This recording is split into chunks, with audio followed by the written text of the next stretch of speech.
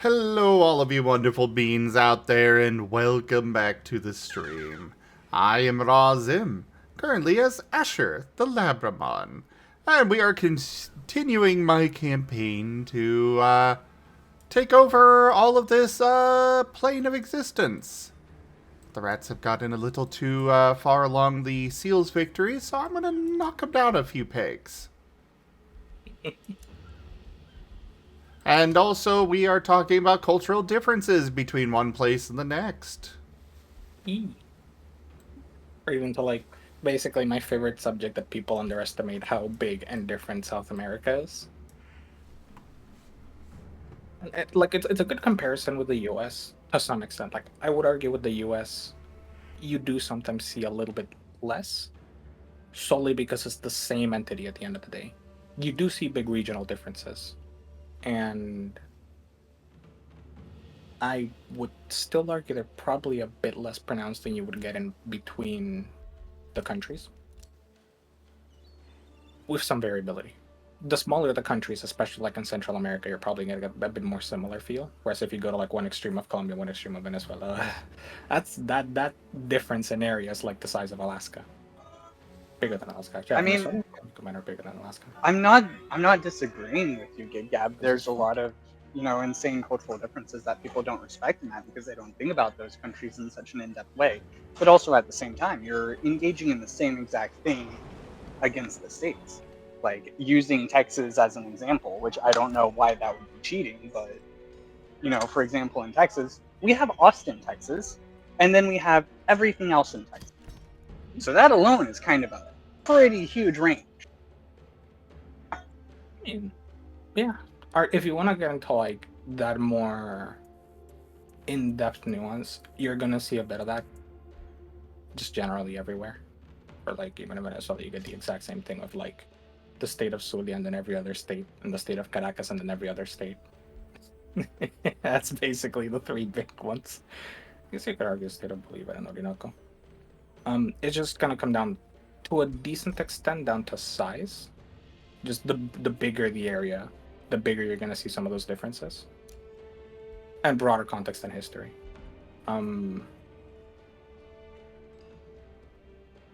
it's like you do see like, and this is where I argue like it's a bit of both ways. And even with the states, I agree. Like, I think it does go a bit of both ways. I think for a lot of people, the differences in the states are more than expected, and also smaller than expected, for obvious reasons. Like, yeah, if I go to New York and New Jersey, I have talked to people from New York and from New Jersey, and I swear sometimes they're just like, oh, I sometimes can't tell them apart until they start like speaking about each other's states, and it's like, oh, okay, you're from New York. I don't know. For me, I'm able to tell the difference between them pretty easily, but I sometimes can't. I mean, partly it's the accent because I'm bad at recognizing the accent for either of them. hmm.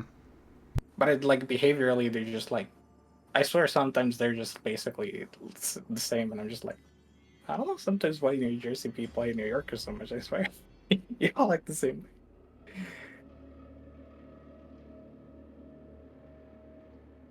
But yeah, it's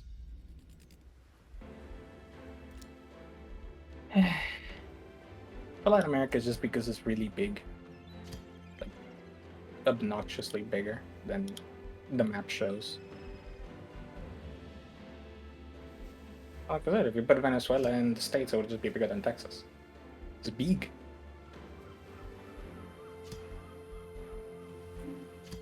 Which then goes into where I find it hilarious that people in Europe underestimate how big America is, and people in America underestimate how big South America is. And then everyone underestimates how big Africa is. Because did you know? To be fair, I will also Hmm? point out a lot of Americans don't realize that Alaska is hugely bigger than Texas. Yes. The amount of people that I have met that have been like, oh yeah, Texas is the biggest state. No. No, it is not. We can't hurt Texas's ego. We're the biggest state in ego. Exactly. Definitely that. Definitely that. Like, you always have to remember, when Texas is the biggest state, it always has an asterisk, and the asterisk is just like in the contiguous United States. So I had a friend who worked at a Walmart in Wisconsin, I believe. And we'd swap Walmart stories and all kinds of things like that. And one day I sent them a picture of uh, our grocery entrance. It was basically just the aisle down, looking at all the aisles down the grocery action alley and all the middle displays and all that stuff. And the first thing they ask is, why are there 20 U.S. flags and 20 Texas flags? And I was like, I never really thought about that. We just always do that. Yeah. I mean, look, it basically just comes down to Texas's unique history between its desire for independence, the United States, and Mexico. It was very intense. And then further developments along the recent modern century. And it all mixed together in a horrific amalgam of um, Texanisms. Te- Texanisms? Yes. Well, like,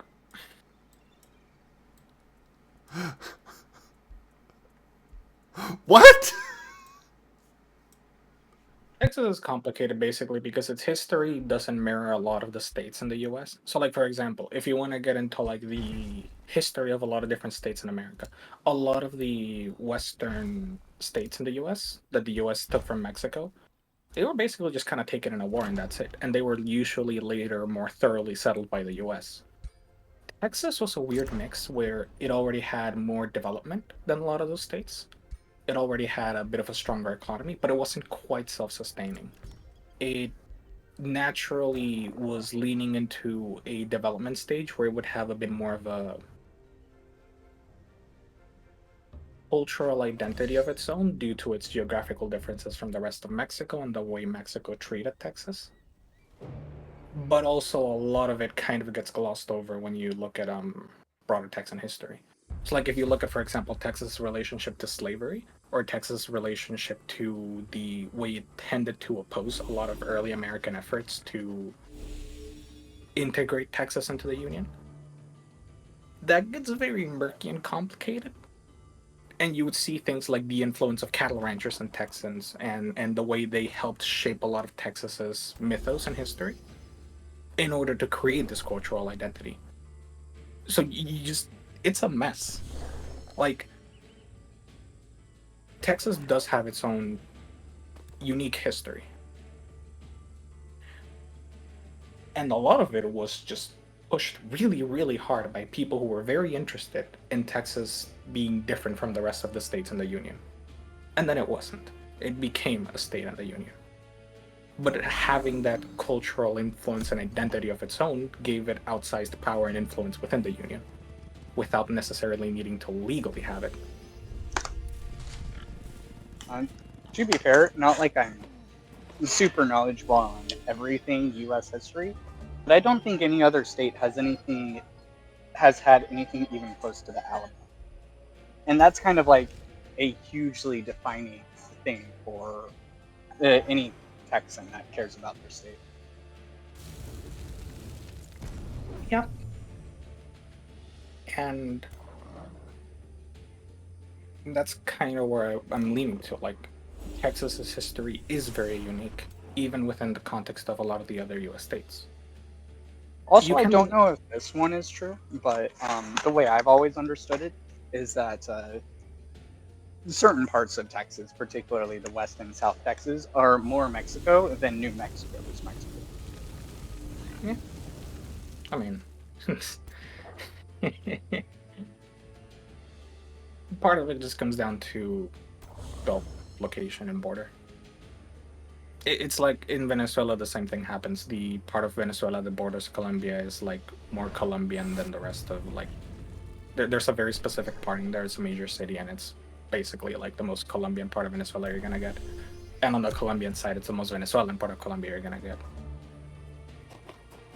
In the US, you kind of don't see it because it tends to flow from Mexico to Texas, not the other way around usually. Ever. That much. But yeah. That's kind of what I mean. Like Texas's Mexican influence alone already tends to distinguish it a bit more. But even within its Mexican influence, it was unique from the rest of the other states. Like Texas is different from California, New Mexico. Like they didn't have a revolution.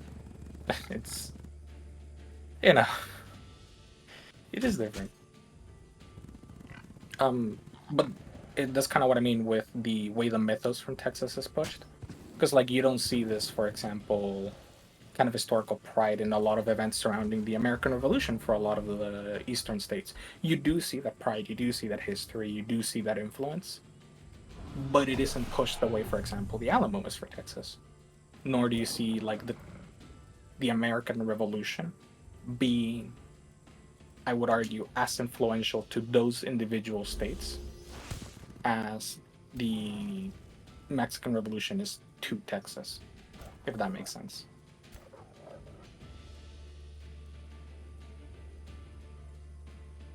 Don't get me wrong, I know Pennsylvanians have pride in being just one of the states that succeeded first.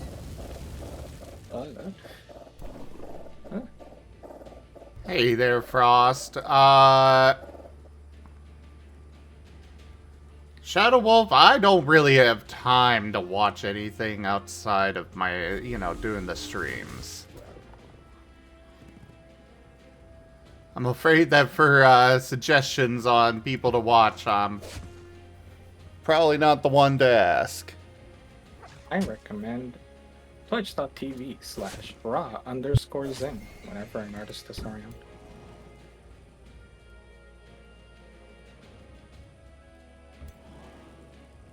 Alternatively, I recommend Ren_Zell59, as he has mastered the art of going from solid to liquid.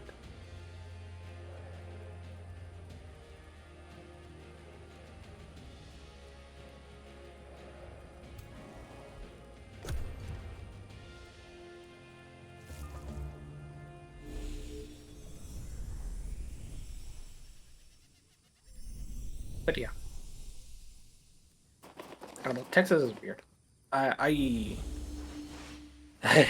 read a really great article on like the origins of the mythos of Texas, like why it developed the way it did, and why it's not necessarily a common thing that you see across like that many U.S. states. But I always felt like that article lacked more inner cultural reasoning, because from an outer perspective you could argue, like from a broader historiographical perspective, there's value in the articles, like basically idea that like, okay, yeah, a lot of it was like essentially pushed by, for example, local landlords and power owners during the era of slavery trying to maintain their hold on power. That's perfectly that's reasonable, that it literally happens. That isn't inarguable. But to say that's the only reason Texas has its own cultural identity is like, I think I'm seeing a few steps in there. I don't think that's quite how it works. I'm not Texan, but even I can tell it's not quite the full story.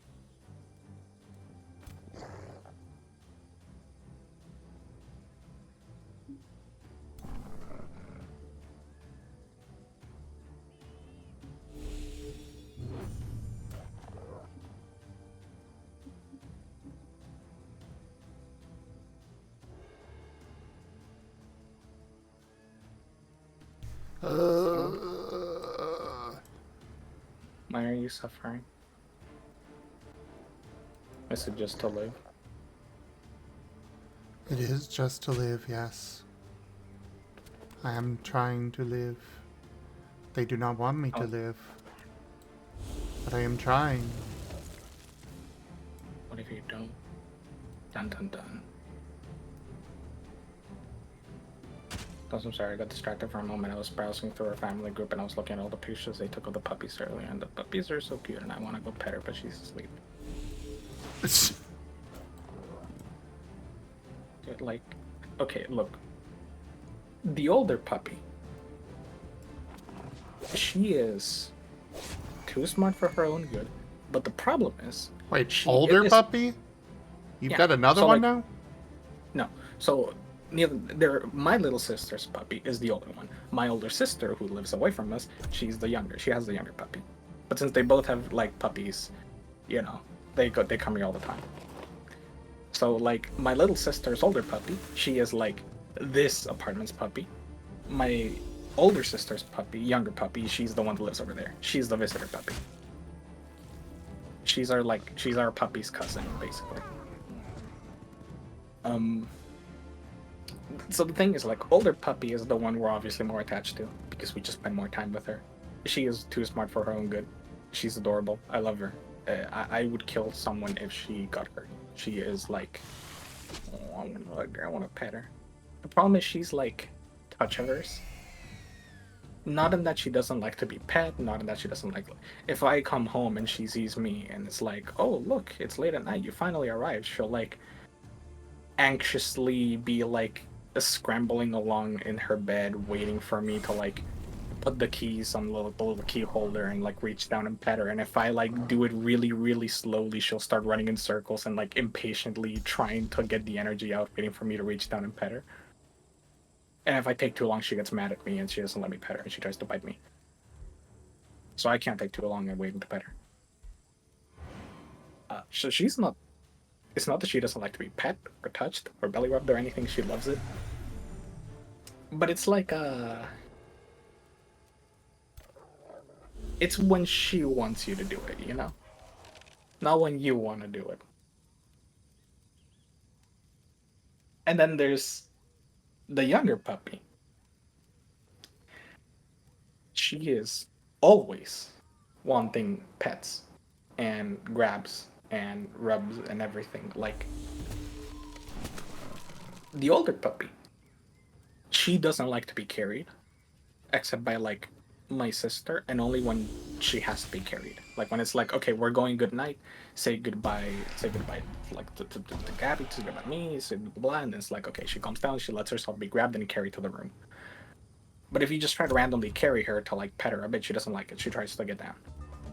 The younger puppy, if she comes to the apartment and I open the door and she sees me, she runs up to me, and very often she'll like start pawing at my foot or my shoe, which is her sign of like, uppies. I want uppies, carry me.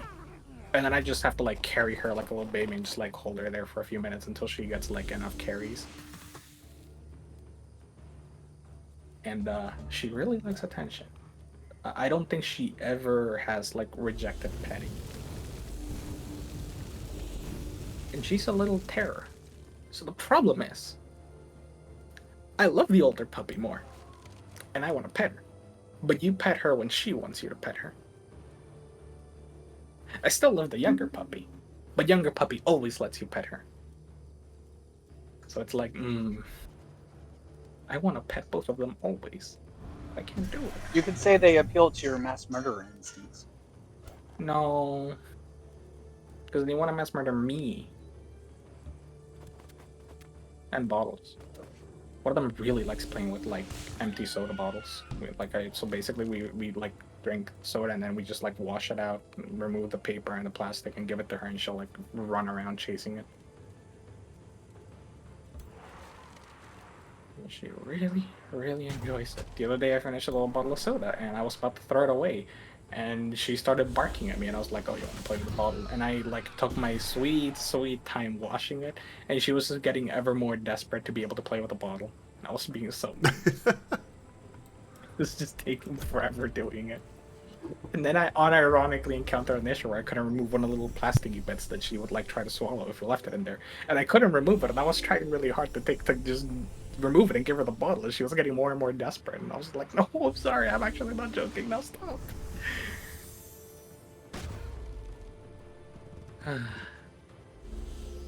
They're terrors, the both of them, though. They're absolute little poor gremlins of death and destruction and barking and arguing and being incessant, needly little like attention leeches. I still love them to death. But gosh, I would hope you do. slinky puppies are not easy to take care of. That was my very big takeaway from all this. Noted. Long, long dog. Long dog. I think one of the worst parts is that, like, I'm pretty sure one of the final deciding factors on what dog to get was literally just like my sister asking me, "Hey, can you look up in ChatGPT which kind of dog does this, this, and that?" Right? Like, because we were looking, because mom is allergic to dogs, in the sense that like she never displays symptoms of allergies. She just didn't like dogs, but when it was really convenient, she's allergic to the dog. You know what I mean? Oh yeah, I know those kinds of people.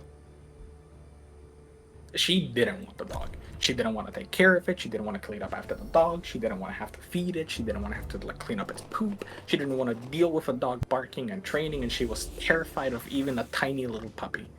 If a dog is bigger than like her knee, it's like, oh no, that dog is gonna eat me. Like it's borderline a dog phobia. And it's fair to be afraid of dogs. And it's fair if you have fears and stuff. It's just really, really, really funny that she's now one of the people who spoils her the most. A few months ago, she did not want that dog. Like at the beginning of the year, if you had asked her, "Mom, it would make my sister happy if you gave her a dog. I know you want to make your child happy. Would you like to give her a dog?" I genuinely believe she would have had a hard time answering that question. Now, if the dog is like whining because she wants a treat, she'll look at my sister and be like, "Come on, give her a treat. I feel bad. Don't let her be hungry." It's like, Mom, she's not hungry. She just ate. She's just being a fucking glutton.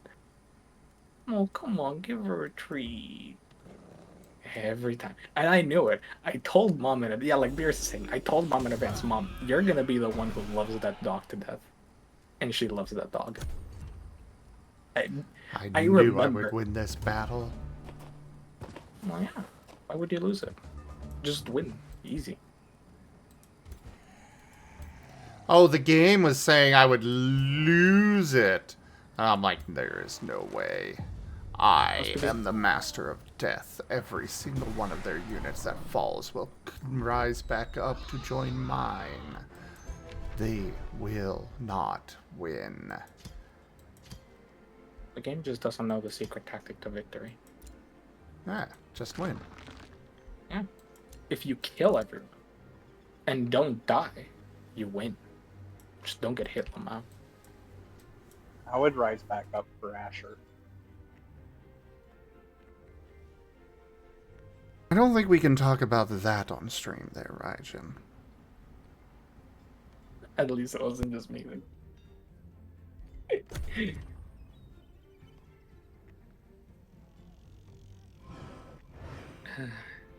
But yeah, I've had my sweet, sweet revenge.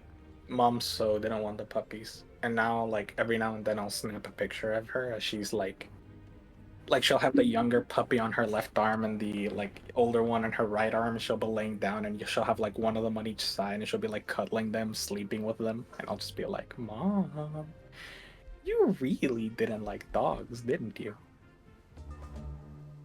You really, really didn't like dogs." And now, it's worked so well that she actually finds other dogs on the street cute. She'll look at these, like, monstrously big dogs. Like, she'll look at just, the fluffiest Labrador to have ever fluffed, and she'll go like, "Oh, it's actually kind of cute." Whereas beforehand, she would, like, hide behind my leg in fear. I don't know if it was fear or disgust, but one or the other. And I just... You know? Sweet revenge. We made her love dogs. And eventually my sister will move away and take the dog. And then we'll have the ultimate revenge.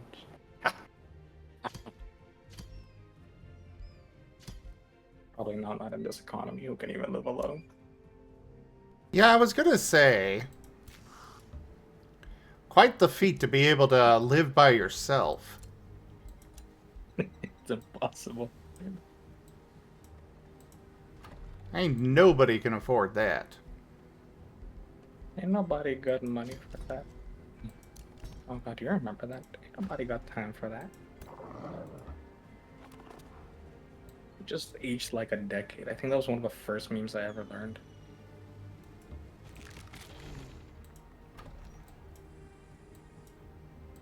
Dude, you know what I learned the other day, by the way? That you're cute? Aside from that. Well, I mean, a lot of people tell me that repeatedly, so at this point I've just internalized it. Good, good. You were gonna say, though. You know how Star Wars is a very popular franchise, and before Star Wars used to make all sorts of weird spin-off games? Okay, not at all where I was expecting this to go, but, carry on.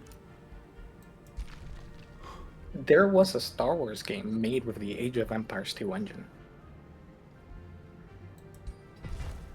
Are you referring to Empire at War? No. No, not Empire, with like the Age of Empires 2 style Star Wars. I did not know this. Neither did I. Now, to be fair, it's an ancient game. It's one of those like 20-year-old random classics that people talk about and you hear and it's like, oh, I didn't know that existed. Let me try it out. It's really cool. Now, apparently, because it's ancient, because it's a Star Wars strategy game, people keep it alive with mods. And apparently there's a really big mod that like adds a bunch of factions, revamps the game, balances out some of its worst aspects, adds in things like the Resistance, the New Order, yada yada. It's like, oh, what's more the community doing God's work? I haven't tried it. I've been meaning to try it one of these days. I just keep forgetting about it. But What it's is the game? Hey, let me find the name. You're sitting here hyping it up, and I'm like, okay, the name? The name? The name? What's the name? What is it? Yeah, Star Wars Galactic Battlegrounds. I have not heard of that. Yeah, I didn't even bother with the name because nobody hears about the name. And they made a Clone Wars campaign. I mean, I am all for trying it out. I want to try it out one of these days. I just keep forgetting about it. But no, it literally is just the same engine that they used for Age of Empires 1 and 2. It's wild. It's released in 2001. It looks ancient. Like, I've seen a little bit of it, and it's just... It's so old. My gosh. And you can make starfighters in it, by the way. Like... What? I don't even know. Give link. Let me see if I can find it. Like I said, just in case, I do not make any guarantees of quality. All I know is there's a mod for it, and it fixes things. Let me just pull it up.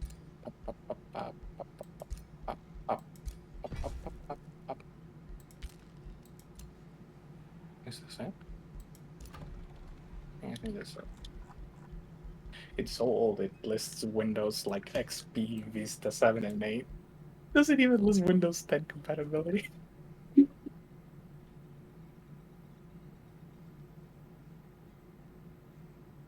yeah.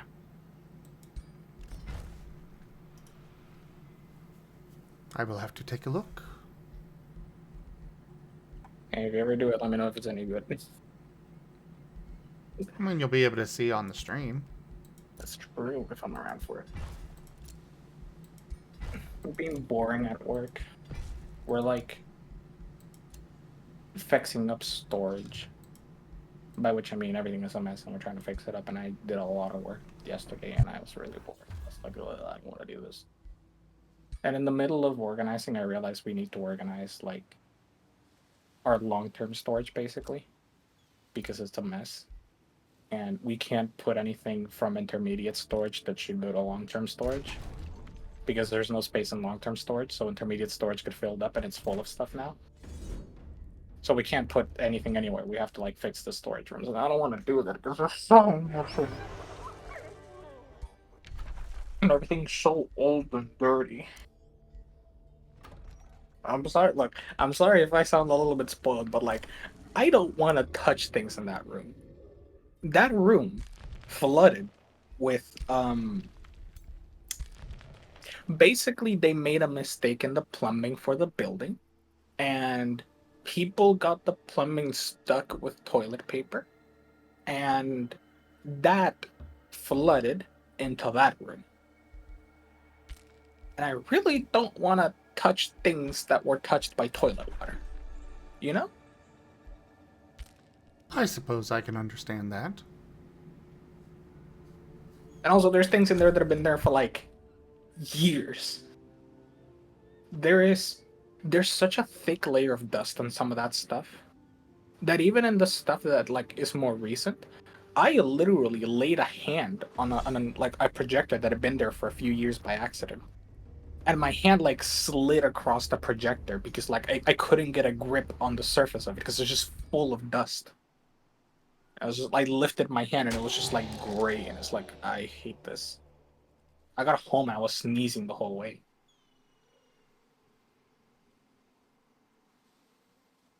Just ugh. Blech. Eh. I feel like I should be given a gas mask if I'm gonna work on that place and gloves. I mean, I will use gloves. We have gloves over there. But ugh. Can't wait till I find a dead cockroach somewhere around there again.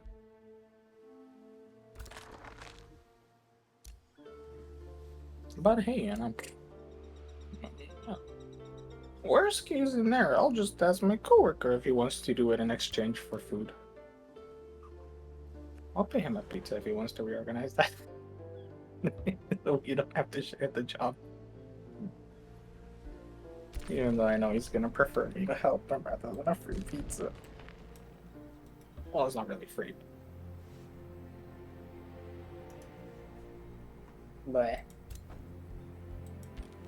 So anyway, Good I luck. don't want to do it, and that's literally why I've been doing everything except that at work. I've had time to watch 2-hour-long videos at work, just doing nothing. I finished Pokemon Mystery Dungeon Explorers of Time basically at work. Again, well, I finished it again. I mean, it helped that I already knew what to do with the game, but I literally played for like 6 hours the other day at work. I was just sitting there. I got a Tab S9 for my birthday, and I just pulled up a Nintendo DS on the tablet, and I got my Xbox controller. I put it on the tablet, and I just played with it, and it was actually really nice. And there went my whole work day on Friday, and then on Monday, and then like a little bit of today. And I finished the game. And it's like, no, a little bit Monday and Tuesday, yesterday. And there went the game. Oh well. I didn't have to do anything productive anyway. I finished all my job work tasks in like 30 minutes because I oscillated between being an extremely lazy employee and an extremely hyper-productive employee where it's like, hey, do everything we need you to do. Done, 30 minutes. I know, right, Frost? Okay, I know. I get to say that because, like, I'm just like, what's the release date for that game? That game was released before I was born.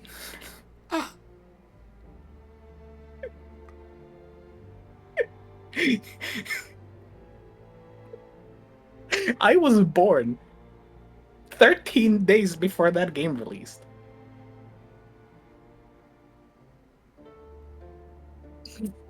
If you're curious about the date, it's November 13, 2001.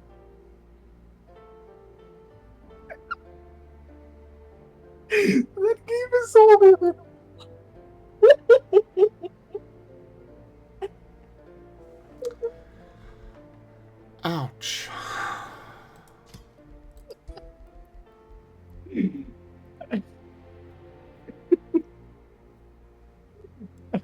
I'm sorry for the existential crisis.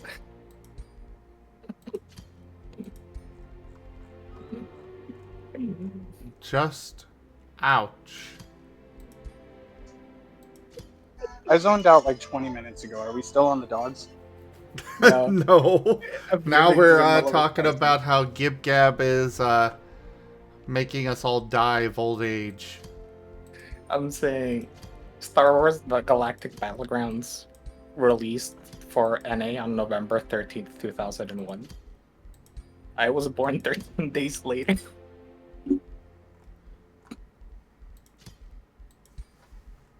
Oh, you're almost the same age as my car, Gib Dad. Huh. Alright, well, I guess you gotta get in your Gib Gab and drive around. So true. It's the gift of gab. That's what you need to call a car. Honestly, Tail, I'm gonna be real. I feel like you'd grow even older if I go like if I started when I the other day I played Doom, like the original Doom, and I played it as like I want to know what this is about. Like, what did people like about it, right? And I did the first level, or like up to the first boss. I think I forgot what exactly I did. Like the first one you're supposed to lose, and you lose that bit there. And then it throws you onto like the second level stage, whatever it's called.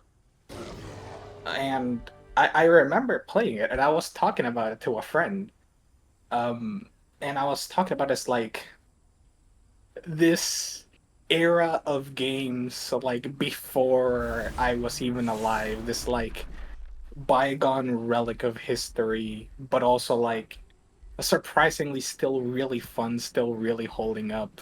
Like, it's a thing from ye olden times, but I actually had a lot of fun playing it.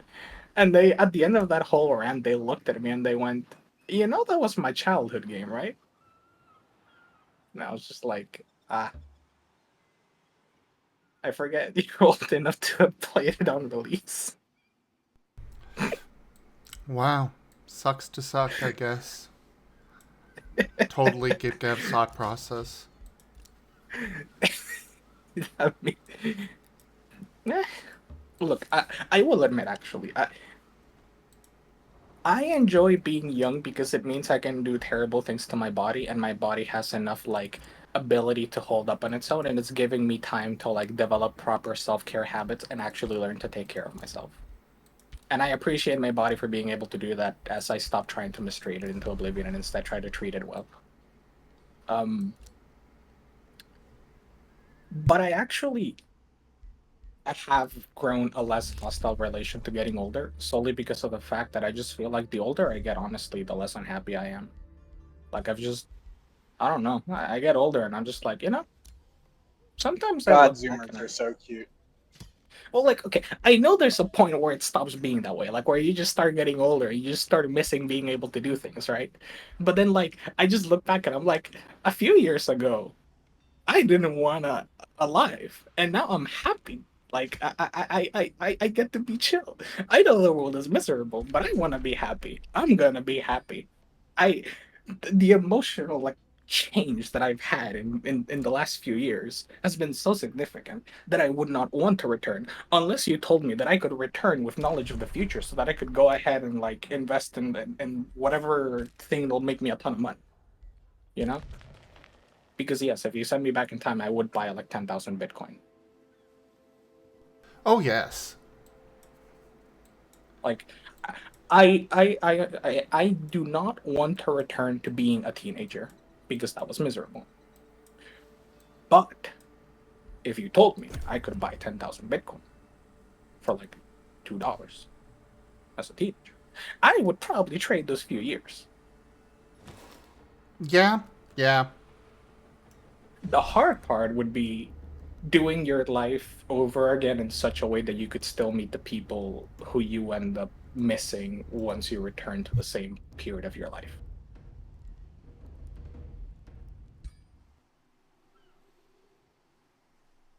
That's the hard part. Okay, I know it's like a weird one, but like that's something I always think about when I think those thoughts. Is like, as much as life has sucked, sometimes I think about it in the context like because my brain is going. I wish I could be in my current spot in life, but with a lot of money. But at the same time, it's kind of like, okay, yeah, but like if I go in the past and I change a bunch of stuff, am I really gonna be like get to this point again? Like, sure, it could be better. Like, I would still want to know my friends. Still want to know the people around. And, like, the people are my friends are cool, and I want to know them still. But then, like, you imagine going back to the past, and like at some point you realize, oh yeah, I should have met this person already, but I didn't because I changed all these things. Let me go ahead and DM them on Discord. It's like, what do you say, right? Like, what do you say in this alternate past where you already know like so much about your friend and they don't even know who you are, and you've like missed the canonical chance to have met them, and now like Oh, that events reminds will me. unfold that way. I discovered a random artist from a YouTube comment that I was meaning to just DM offhand and see if we can do it. I'll go do it. Mm. Maybe they were an old friend from a past version of my life that I'm trying to reconnect with all out of the sudden. What? Don't feed the Gib Gab like that, Ryan. What do you mean feed me? As long as he doesn't get water after midnight, it's fine. Doesn't go, what do you mean water? Okay, fine. I have a bottle of water here. Okay. Oh no, Gib Gab's multiplying. They're becoming Gib Gabs. No, I don't want to have kids. Ew. In this economy? That's my excuse for when people ask me when am I going to have kids. I should just tell people I'm gay. No, I'm not. Maybe not in this state.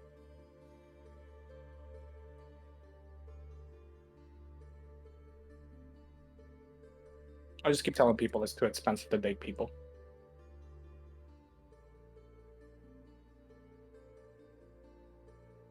That's easier than explaining I'm dating the online, like, cute puppy.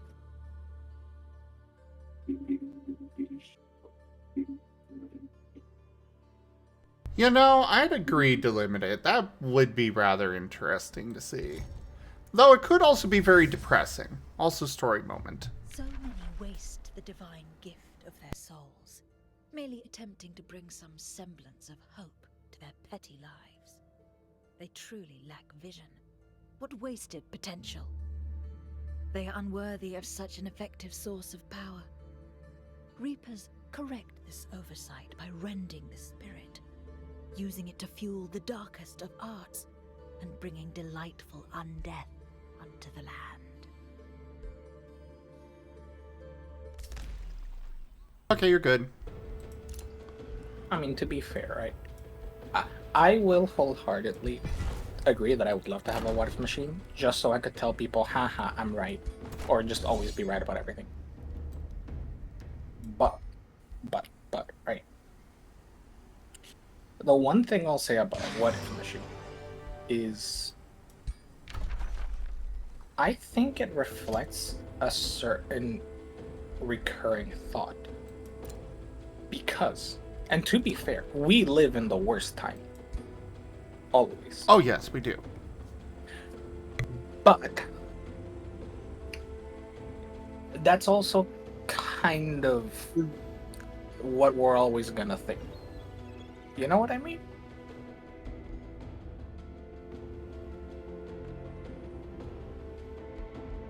So I'm not following and I don't agree, but go on. Well, what I mean is I hear that thought a lot of times. I think bad things do happen. The world kind of sucks a lot.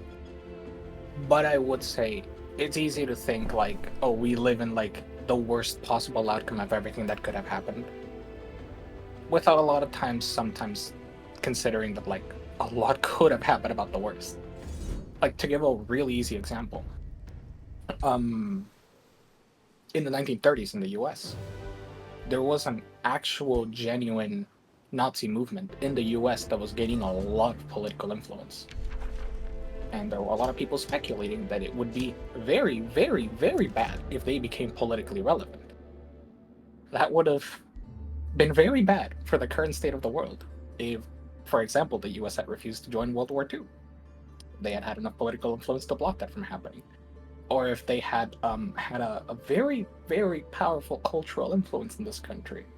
That would have been very bad. Thankfully, we got very lucky. And due to a wide variety of reasons, with a very good degree of luck, the leader was basically exposed, humiliated, and his reputation was absolutely shattered, and the entire following fell apart, and then the government cracked down really hard on it, and it just, like, got dispersed, and it never became a true threat the way it could have been. That was a serious bullet dodged, because it would have come at one of the most critical, like, points in time in the modern world history. That's one of those, like, okay, maybe we don't live in the worst timeline. Because looking at a lot of the things that could have been, that would have been very bad. And so, like, you kind of go down that chain of thought with a lot of things in history, and it's like, we do avoid a lot of, like, bullets to some extent. Or, like, the innumerable amount of stories in the Cold War where it was like, hey, so there's, like, 5 Russian dudes sitting in the Soviet bunker. And, like, suddenly the missile defense warning says that, like, there's nuclear missiles from the US headed towards the Soviet Union, and they're under orders to be, like, deliver the counter battery fire, and they're the very first station who will see this, and, like, the next one will see it in, like, 3 minutes, and they're supposed to just automatically hit the nuke button and return fire. And for some reason the leader just says, like, no, I will not end the world, I refuse to do this. And then it turns out it's a false alarm, and it took them, like, exactly 2 minutes to clear it up. And if they had fired nukes as intended, they would have just ended the world immediately. And we just got lucky because, like, the right person was in the right place at the right time. And it happened, like, 3 times in the Cold War. It's literally, like, a computer error away and one person being in the right place at the right time. And that's all that saved us, like, from ending the world. Repeatedly. Things could be worse. But it's also really easy to kind of get stuck in that thought process of we kind of live in the worst time because the world does suck. But it's all we have to, like, compare it to what it currently is. I will still keep saying that we live in the worst timeline, though.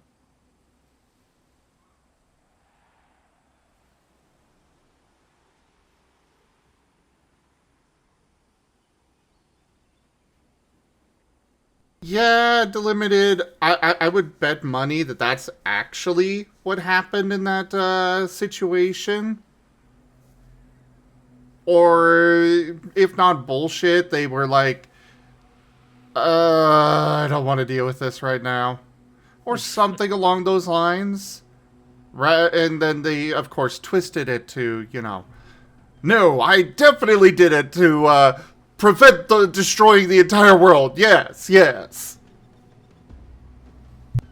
There is obviously some, like, dramatizing of the events, but generally speaking, the few times it usually has been someone at the right place and right time. Because just remember, like, their orders are, if you see a thing in here, just press the button. Don't even ask. Don't think. Press the button. At least that was the orders for a lot of the Soviet soldiers in there. And even though command was ultimately held by that one person, from the few stories that we have that are more in depth, like, basically you had, like, 3 people screaming at the guy, like, no, we have to fire back its orders, yada yada, and that dude was just like, nah. Wait, like, a couple of minutes. And usually was the right call. But also, as a counterpoint, we live in the best timeline. As evident by the fact that Nova has the divine providence afforded only to drunkards, fools, in the United States of America. Oh my god. I think that, but I also would love to see Nova just spend the whole session failing rolls. Yes! Yes, please! Zim, you're not supposed to say that. You're supposed to be impartial. You're the, you're the GM. I just strongly dislike this entire line of thinking that we supposedly live in the worst timeline, because it's discounting the absolutely ridiculous amount of wonderful things afforded to us in our modern lifetime, all because like very small things are going wrong. I don't personally actually subscribe to the idea. For me, it's more about the meme of it. Because, like, things suck. However, it's only gonna last so long. And if you give up now, well, you're not gonna get to enjoy it when things get better. And things do generally get better. I mean, but I just don't like when it's framed in such a negative way, because even without that kind of negative frame of reference, we already have, you know, a significant amount of males, especially around our age, who, you know, quit early, so as to say to not upset YouTube.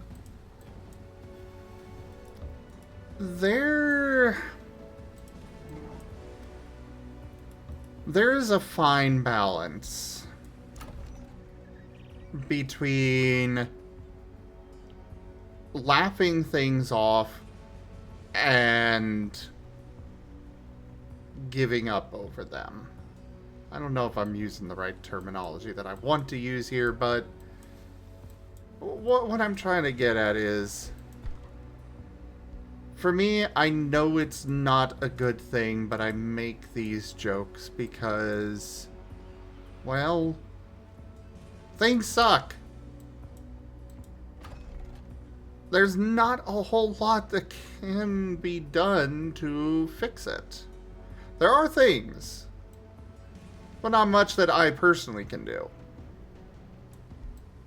And so I turned to humor to kind of, I don't know if I'm saying things right, but the gist is I turned to humor to alleviate the fact that it sucks quite so much.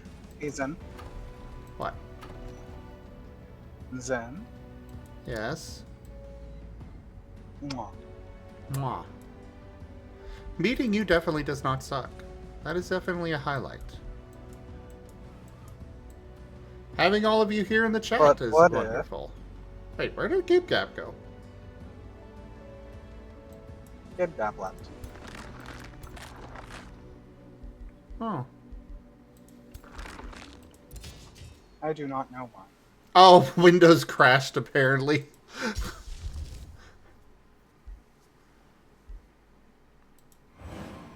The Gibcap did not mean to leave. That's GibGab's fault for using Windows. The fuck you mean?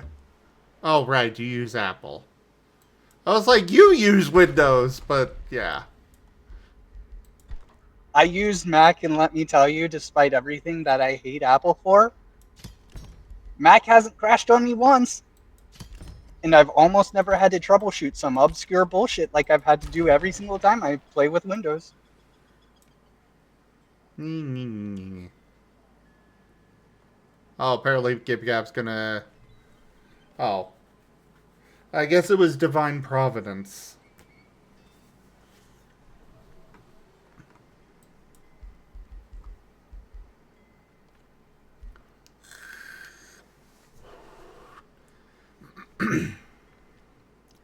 But I will definitely agree that that rhetoric isn't the most healthy. There are definitely things that we could and should be saying and doing that would be better and healthier for everyone.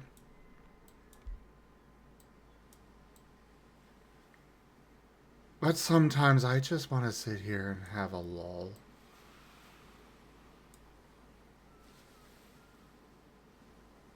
You know?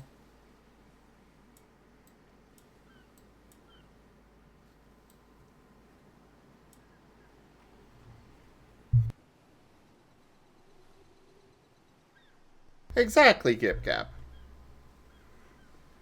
You can still make the best of your life as it is. There's always things that you can do to make your personal life better. And while you're at it, you could easily make somebody else's life better. Go for it.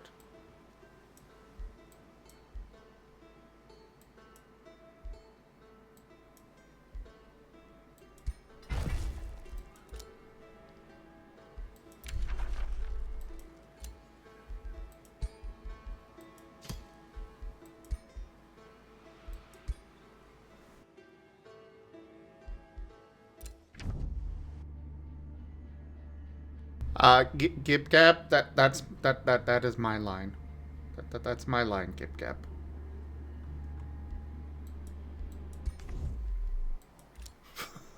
I thought your line was "Don't worry about it." Well, as soon as I said that, I'm like, oh God, why? Why did I say that? I hate that line.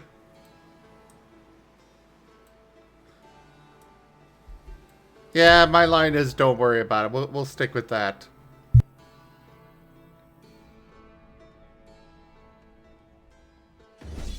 I am seriously the worst at monetizing my own channel.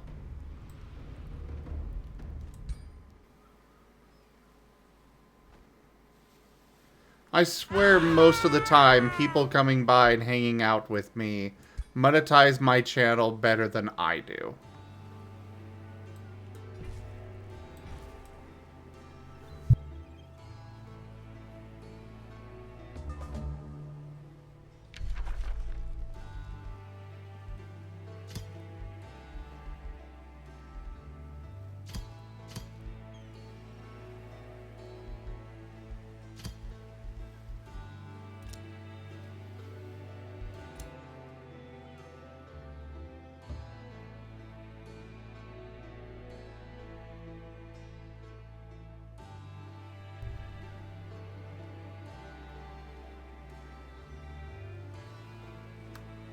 Oh God, delimited. I wish I even had one house to be paying off. But that's a dream that I'll never get to have.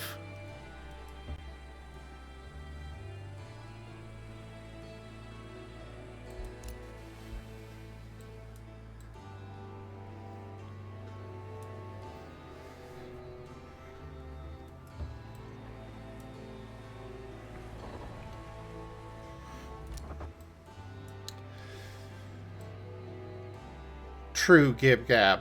True. I am definitely not advertiser friendly.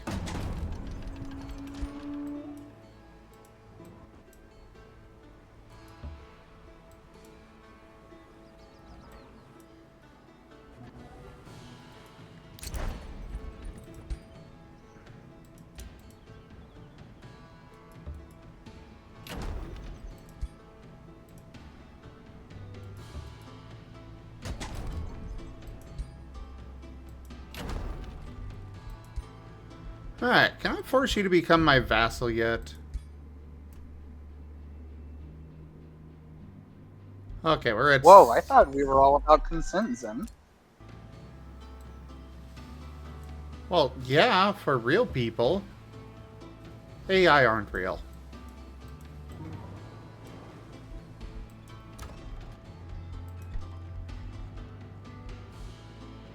Sleep well, Gib Gab.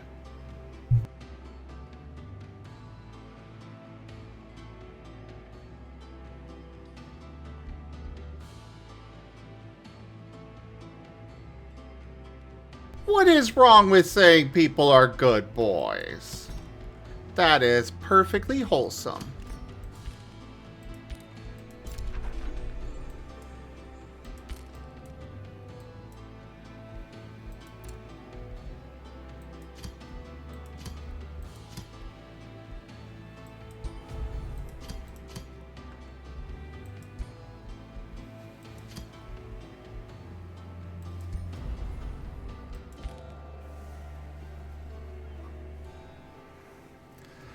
Oh yes, Frost. Or good girls.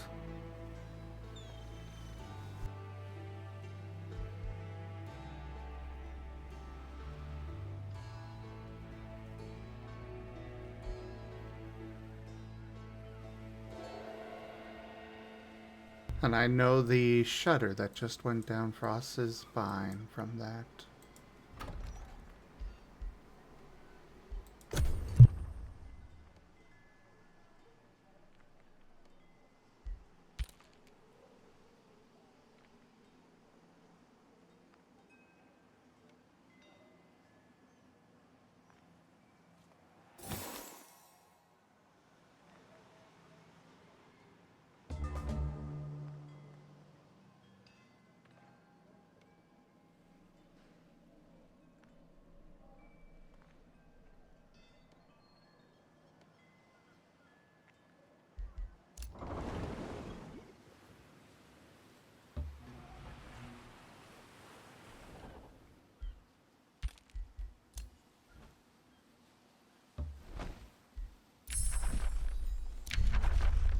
Ah, now it begins.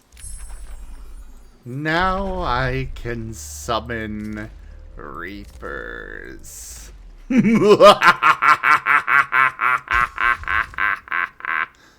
I need more souls.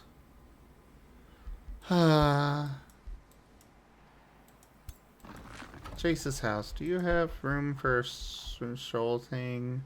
Oh, you already have one. Okay. Haboku's grave. Do you have room for a soul thing? I need more souls. Ah, you do. Good.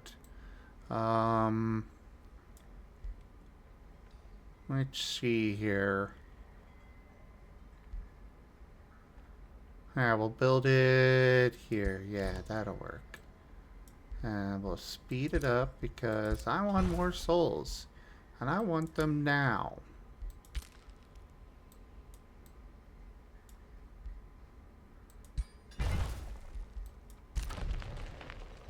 Oh yeah, I forgot to rename this one. Ow! What was that for, Rachella?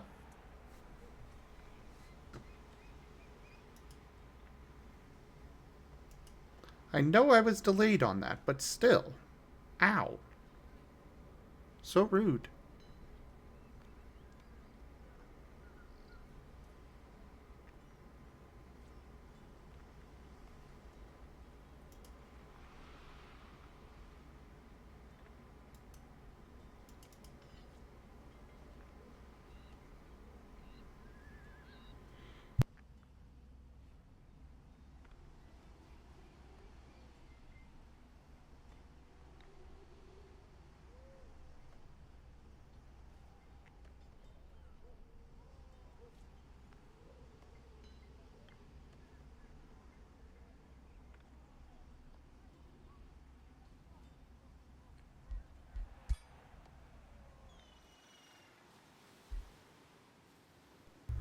Well, yeah, but I'm fixing that, Rachella. Gosh.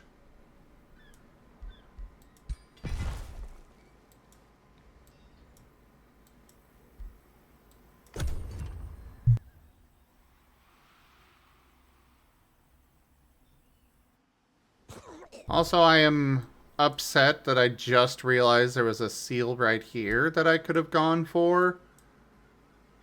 Instead of sending my two armies all the way up this... Oh, God, that's a big army.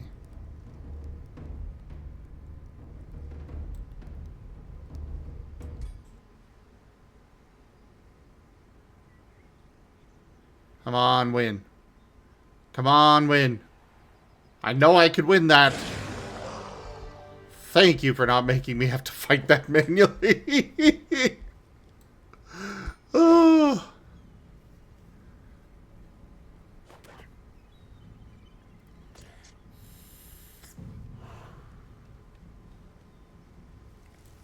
Oh, they've got a lot of armies coming this way.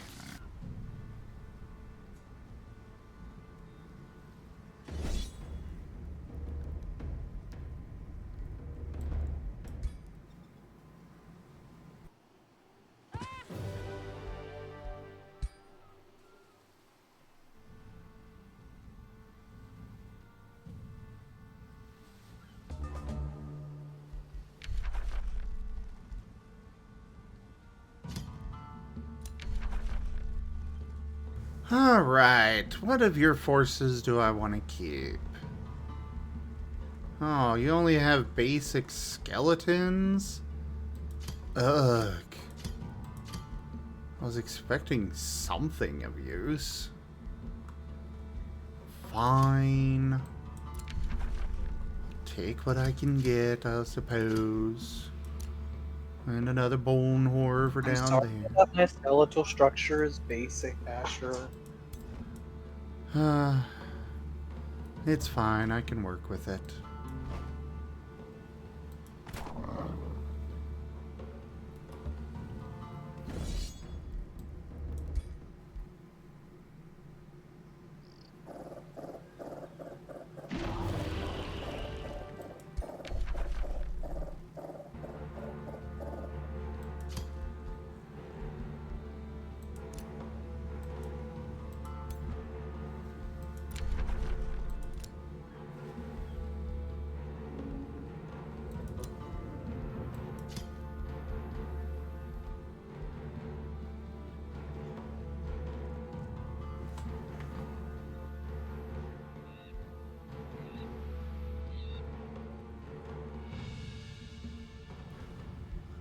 Okay. So I am 16 turns away from victory from seals. That is great. Truly, truly great. Because this is a victory that I've worked for. As opposed to just the turn deciding, no, you are gonna lose. Ugh, I hated that. So glad I turned that off. I sense some hostility. There's a lot of hostility over the score fucking bullshit.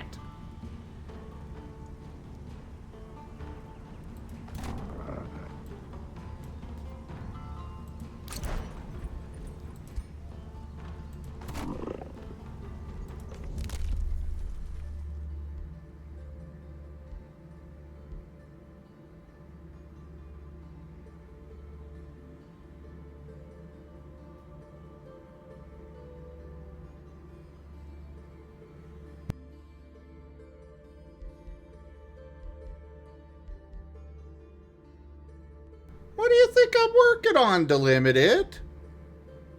Think I'm just sitting here twiddling my thumbs?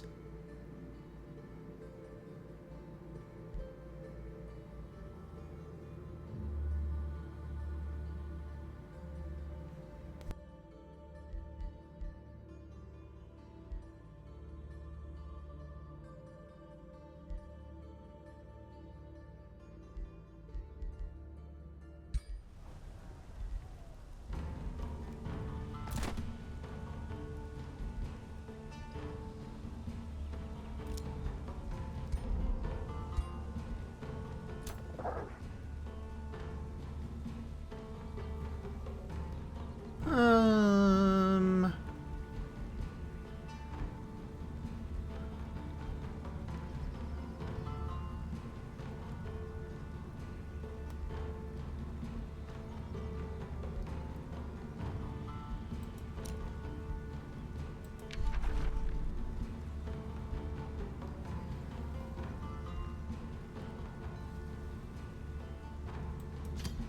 We'll go with that one. Rat, rat, rat, rat, rat.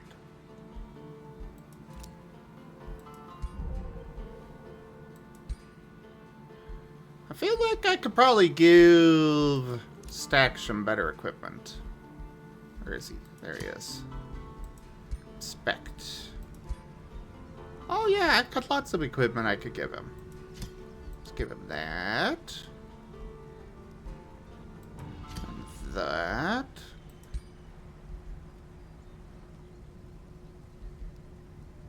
And that. And sure, you can have that.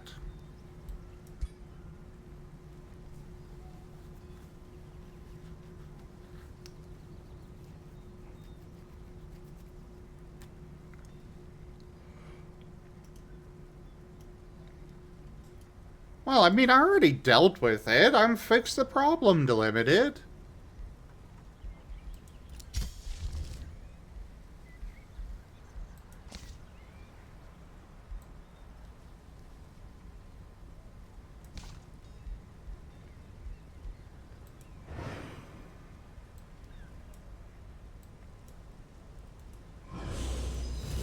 Sure, I'll summon some of these.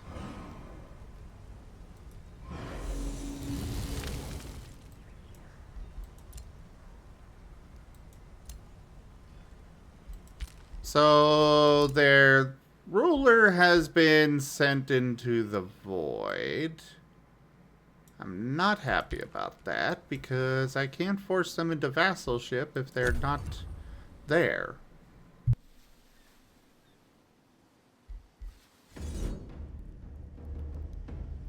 Oh, they're attacking me again. Fine.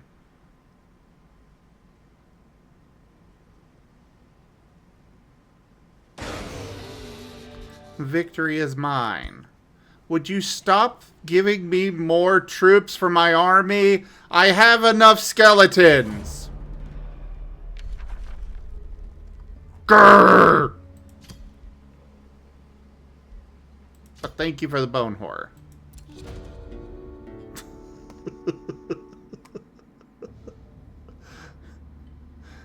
Now I have to wait for them to come back from the void in order to make deals with them.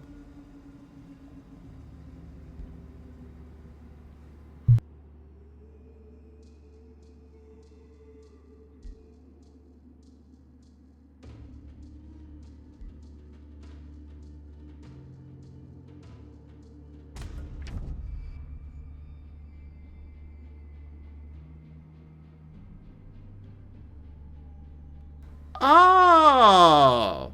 Freaky dudes declared war on me. I see. I shall look forward to eliminating you. However, I was not prepared for this just yet. I will admit that. That is my fault for not being ready to receive you in proper format. But we will take care of that soon enough.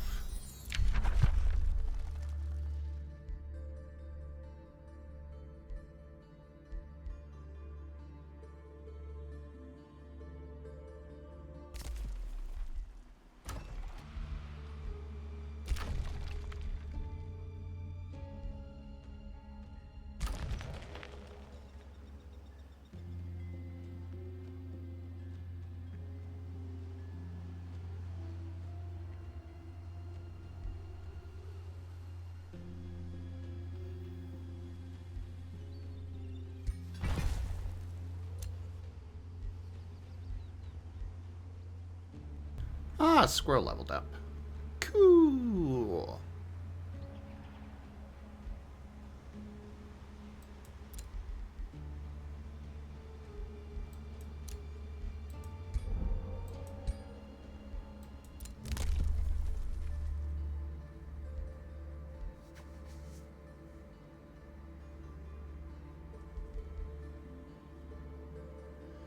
Oh, yes, I will take faster experience gain for my heroes. Also, oh, I can't move you. Fine. Will you get back from the void? I've got another war to go fight.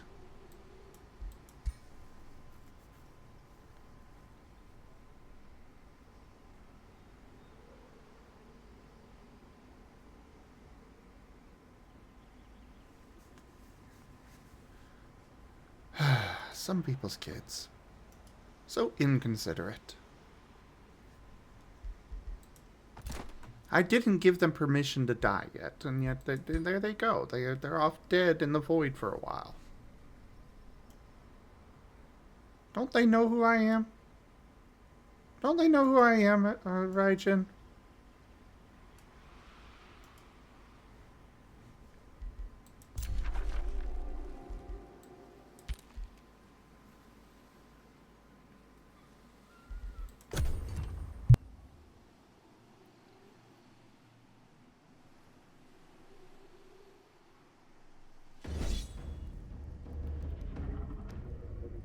I am the god of mother fluffin' death.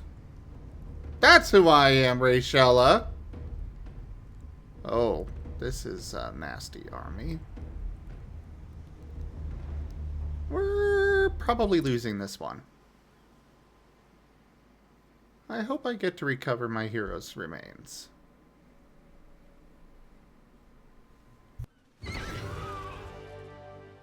Oh! Or we just win! Just win! You know? Nova has infected this channel so thoroughly.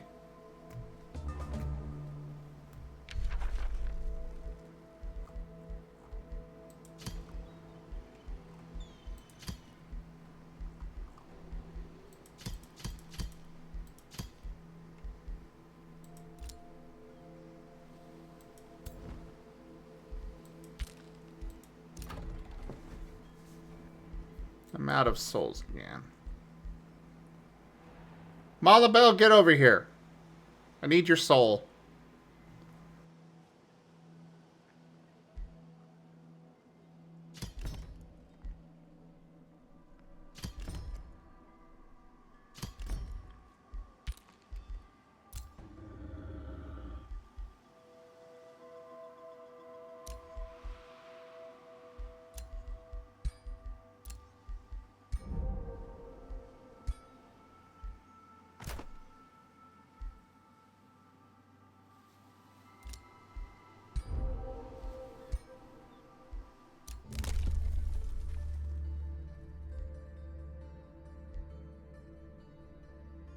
Do you really? I don't think you do.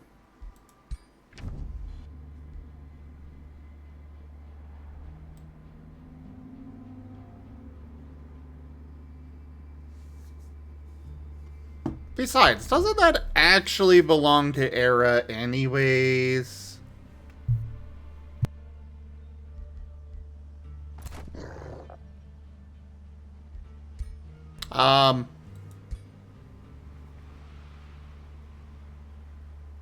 No, if you let me take your soul, you can still, eat lamps.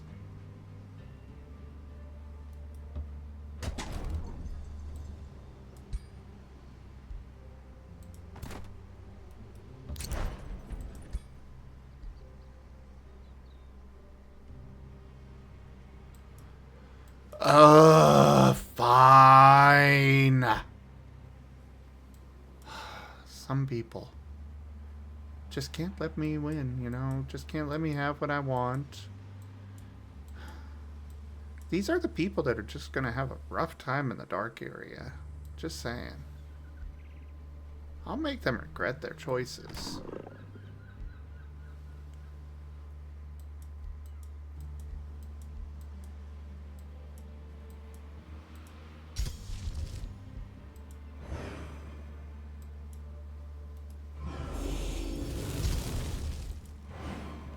Let's summon a bunch of magma spirits to bring that up.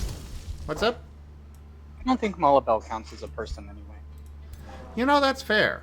That is very fair. Thank you, I feel better.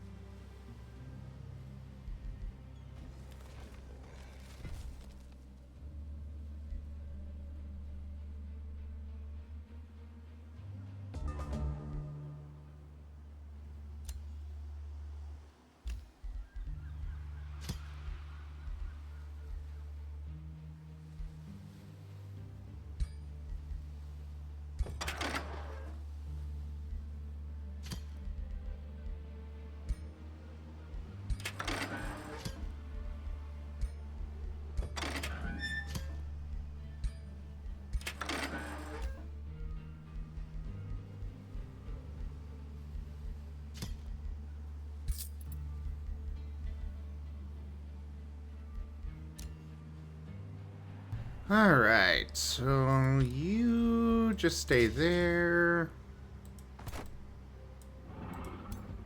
You are not fully healed yet. Okay, fine. Well, you go join his army then. I love how I've made skeletons out of angels. See, that is how you know I'm a true god of death. You know, I'm able to take an angel and turn them into a skeleton.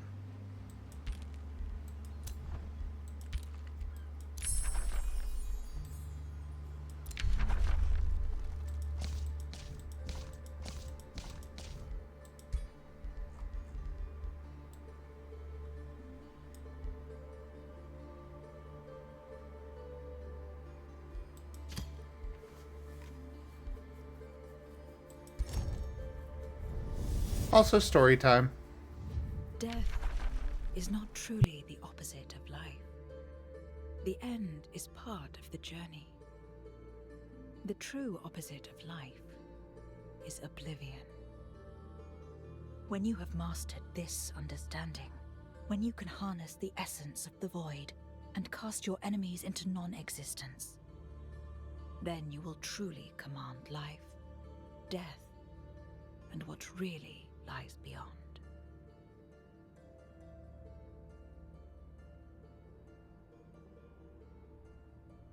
Well, okay, you see, what I did is took the angel's essence and bound it to the bones. The skeleton came from some random person, I don't care who, but, you know, I took their essence, bound it to the bones, and forced them to do my bidding, you know? Also, have a good night, 1-1.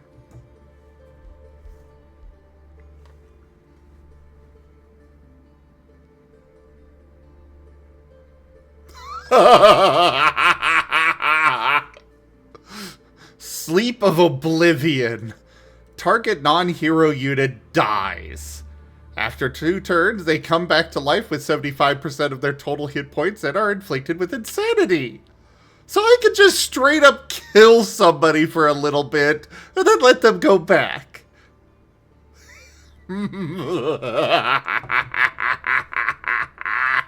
Yes! Yes.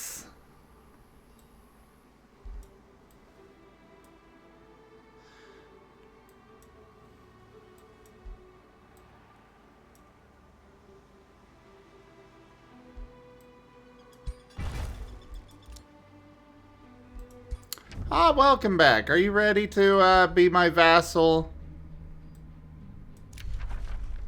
Ah, you are. Excellent.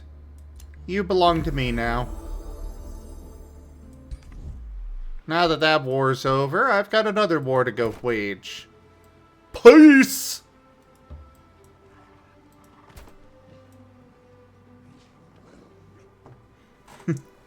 Just a little kill. As a treat. I'm just going to invite them to my palace, let them see what the afterlife will be like, and then, you know, let them go back.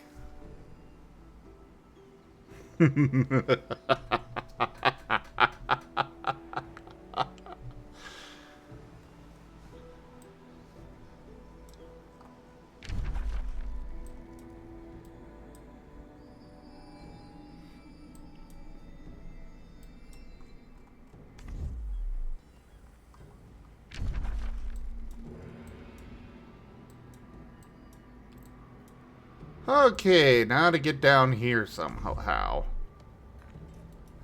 Oh, there's teleporters. Convenient.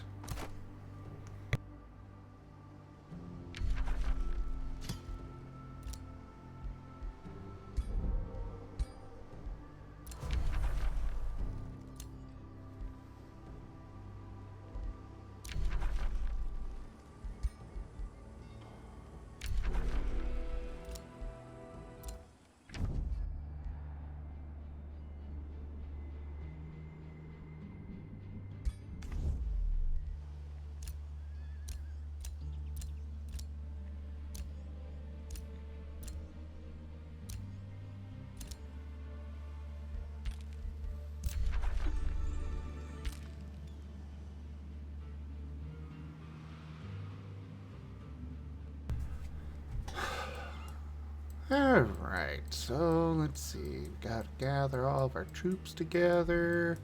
Send them over to go deal with this other guy. We're not actually going to defeat them because I want the achievement for, you know, the SEALs victory. Or at least I assume that there is a SEALs victory achievement. So we're just gonna beat him down and leave him with basically nothing. And, you know, tra-la-la-la-la.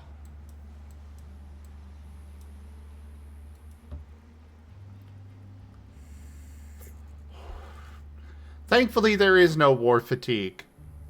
You don't have to worry about fatigue when your soldiers aren't alive.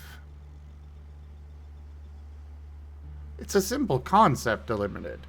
You see, the vast majority of my armies are undead.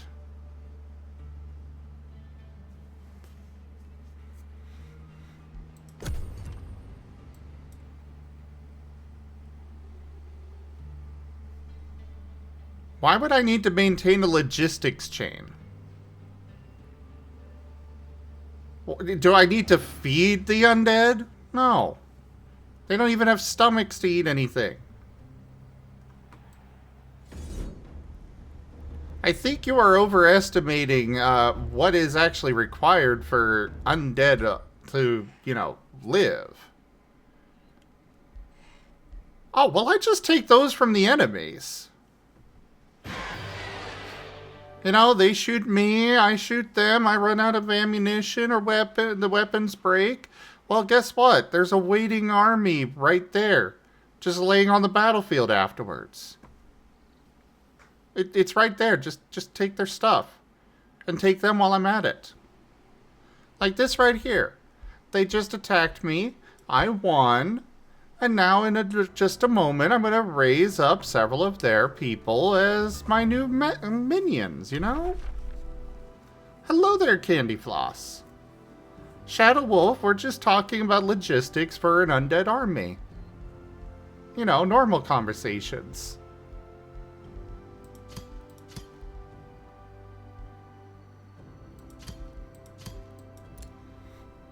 See? See, they attacked me, and my army only grew.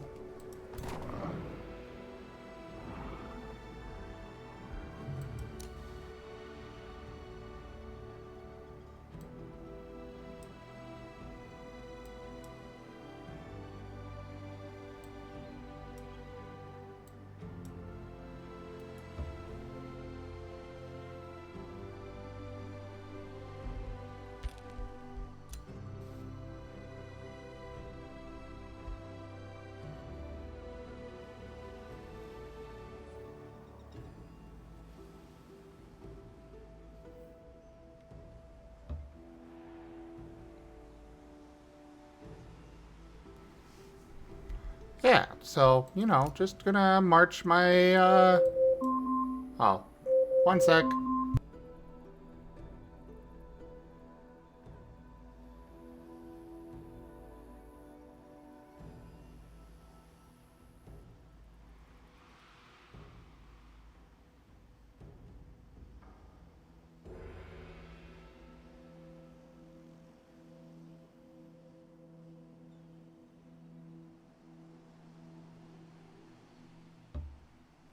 Alright, I'm back. I'm back. Oh no, you see, she was serving me by reminding me to go, do my, every now and then I gotta take, you know, medicines and stuff. It's fine.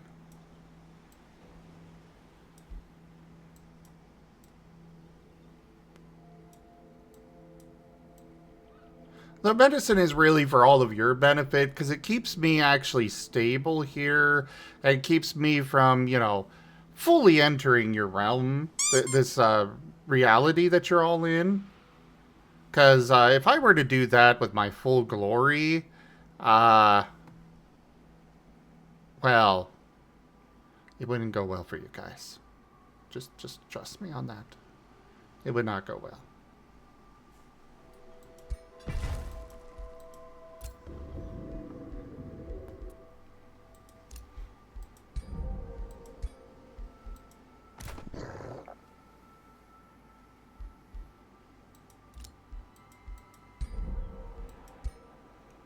Raijin, I don't think they believe me. I think I've got doubters.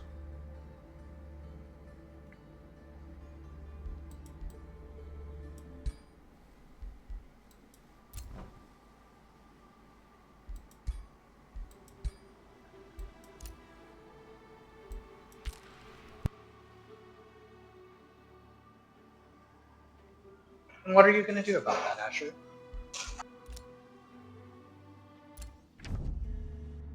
Well, again, there's people that I care about, like yourself here, that I don't want to, really demonstrate to them the full power that I have. So I figured you could, I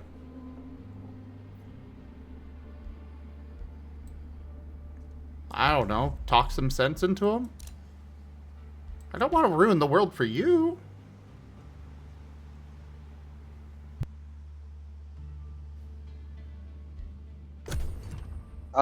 Just look at Asher's paws, and then everything will make sense.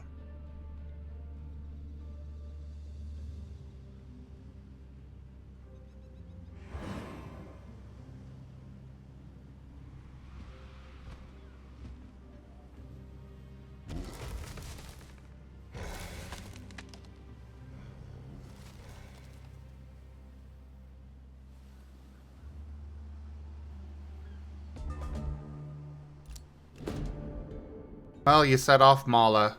Good job.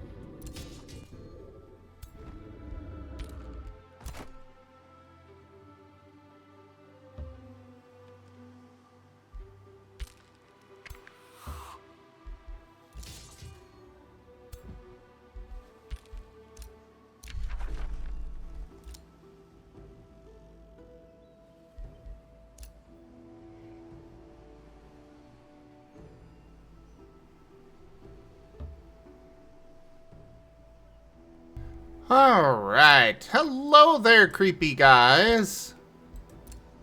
Actually, I guess you guys are kind of normal. You're just being led by a creepy guy. So, I'm gonna help you all out and free you from him.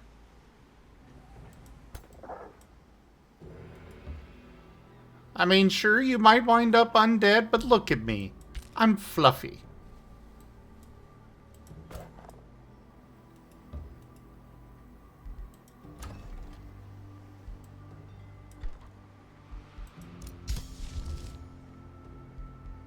I want that Reaper. I need more souls for the Reaper.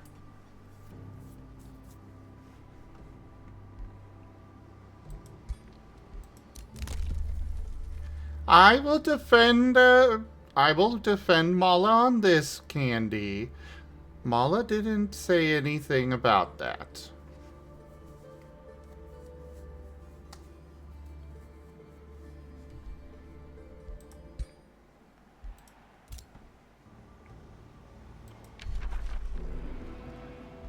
Mala, what did you even just say? Has the microwave gotten to your brain? Well, no, Candy said that was trying to, draw Mala into saying this idea that possibly Mala said that my paws were better than Era's, and it's like, no, Mala said nothing about that. He just said that my paws were good. Which they are.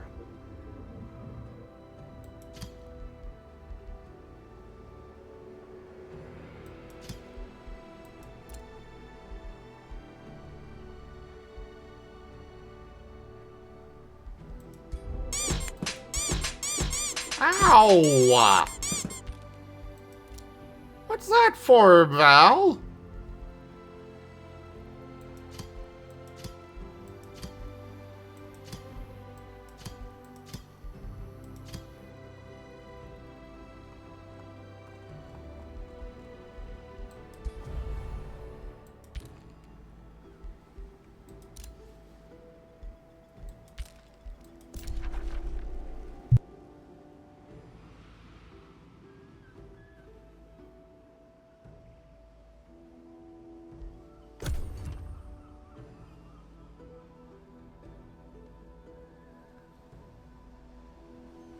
feel the backhand Ah, of I see, I justice. see.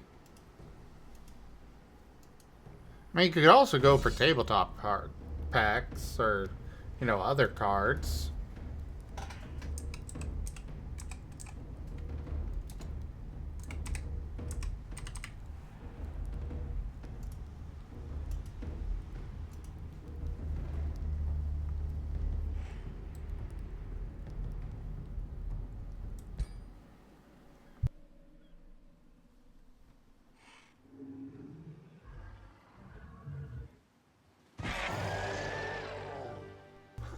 Why do you feel bad for that? It's not like it cost me anything.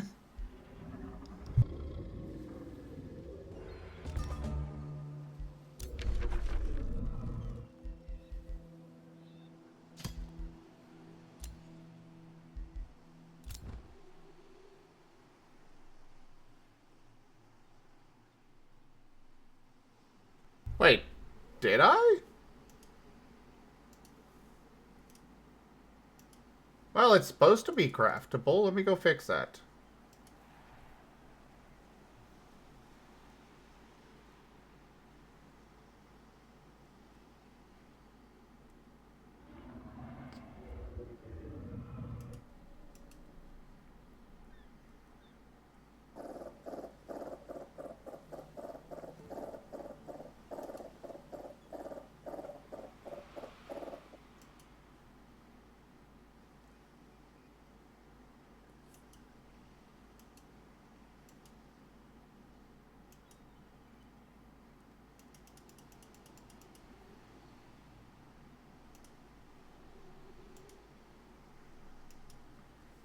Alright, that's been fixed.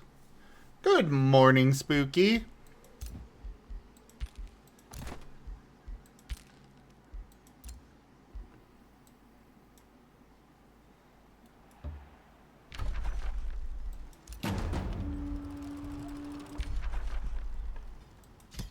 Trust me, everybody, this is for your own good. We're freeing you from an eldritch abomination that rules over you right now. We will treat you fairly. Just give up now, and it'll go much better for you.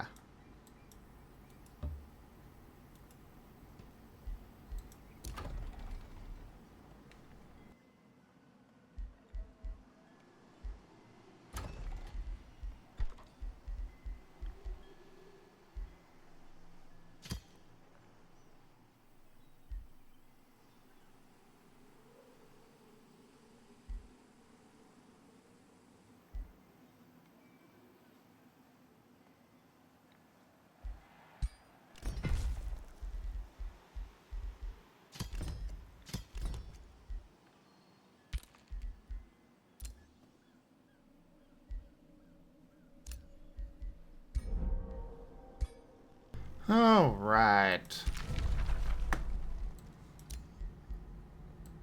Sure, we'll boost your allegiance. How dare you insult me? You are my vassal. It's about time you understood that, bitch. You are my bitch. You do what I say.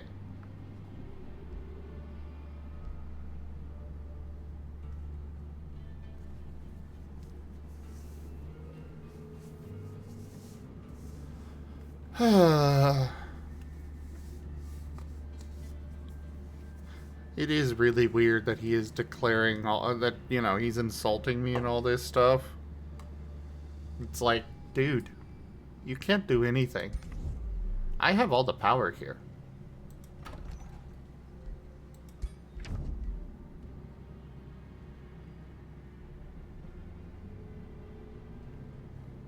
Wonder if can I see how much I am getting from him?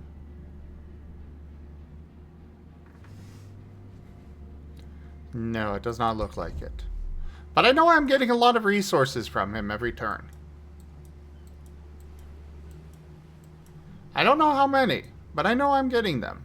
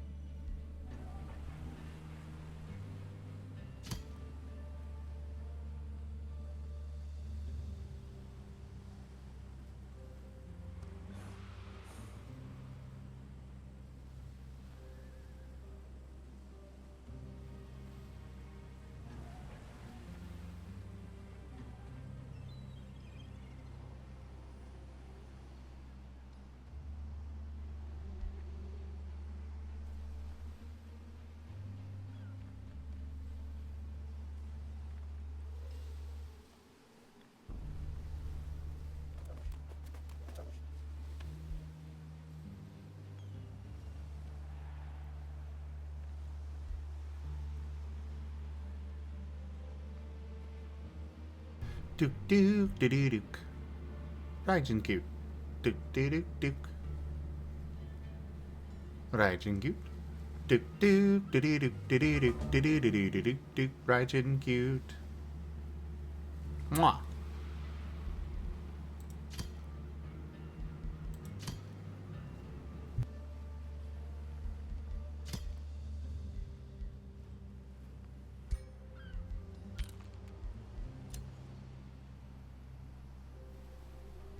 Mwah.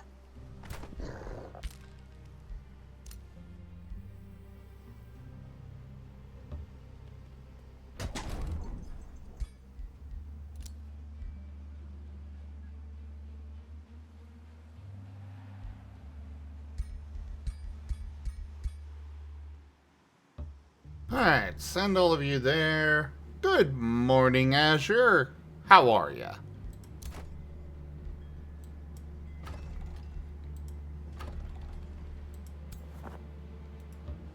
Grab that one, and you two go that way. Ah, the Sleep of Oblivion spell has been finished. Ooh, soul siphons for sieges?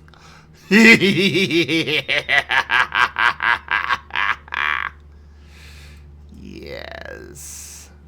This will do nicely.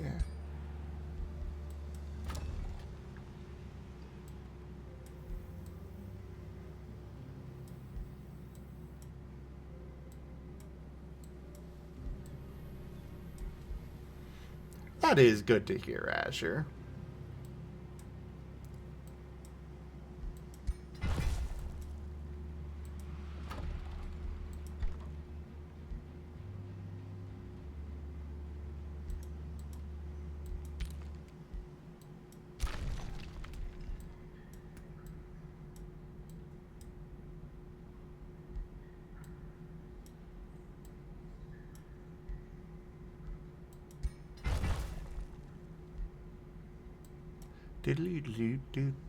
Do.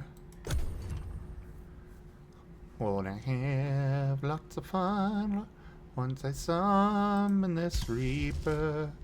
We're building up our souls to take them.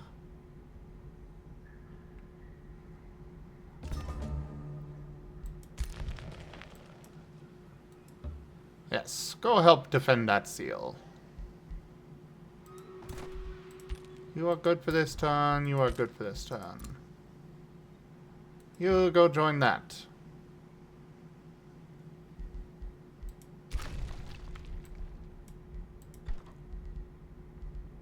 Sure, have that. And that. Well, why not?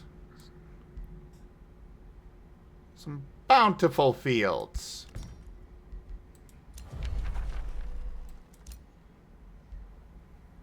Duke. Oh, hey there, Bjorn. How's it going?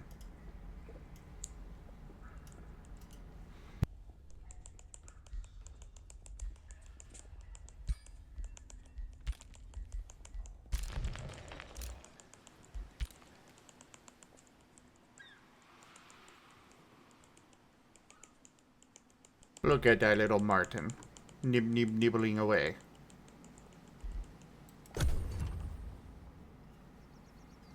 That's good to hear. I'm glad.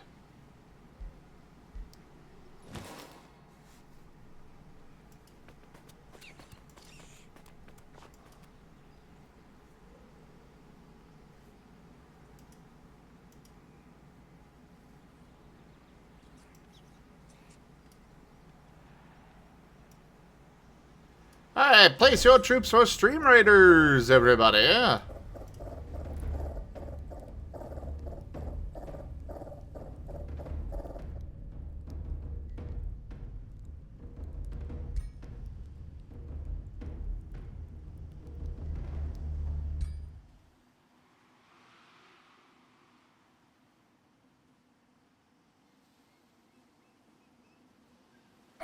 They come in here, facing against my undead forces, seeking to win. But the only thing they will win is death.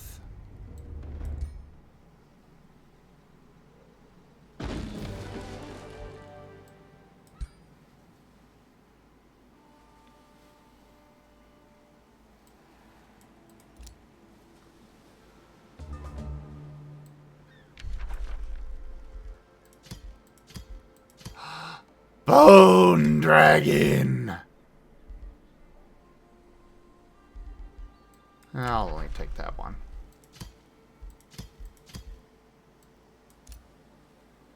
And I'm further away from my nice Reaper.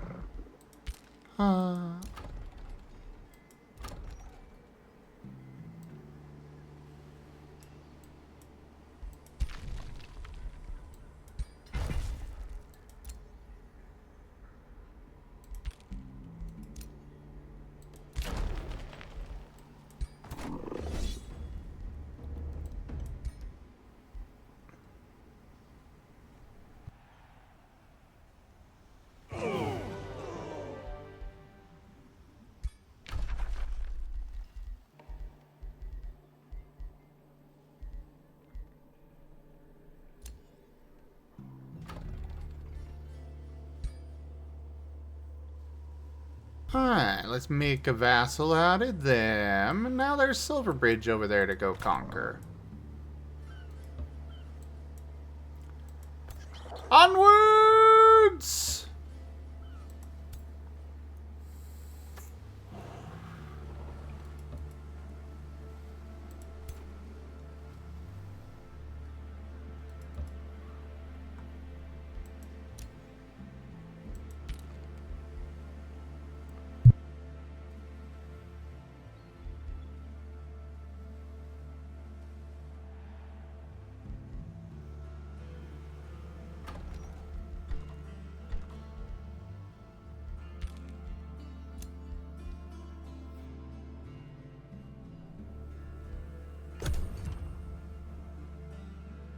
I will leave them nothing but a joke of their former selves left.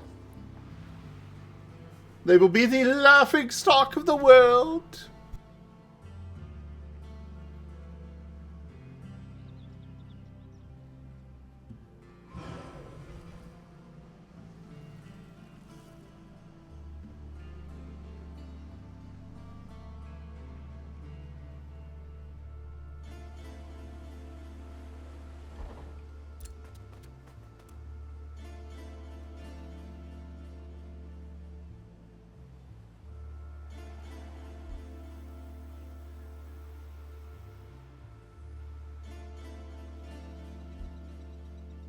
And by the time I'm ready to assault their next town, I will have access to that lovely, lovely little thing known as the Soul Siphon.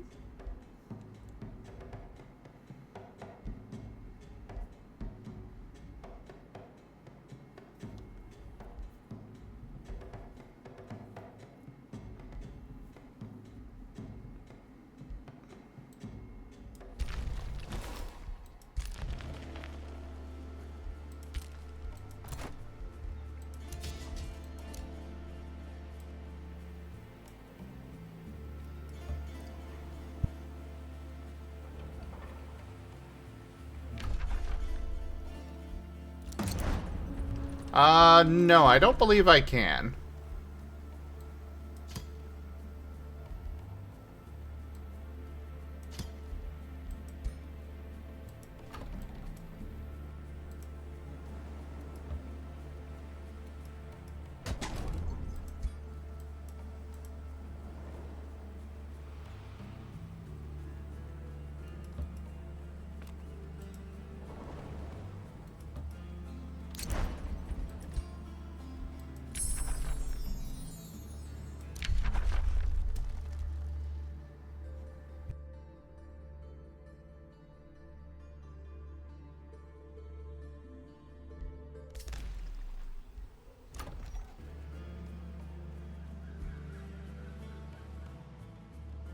Well, actually, kind of.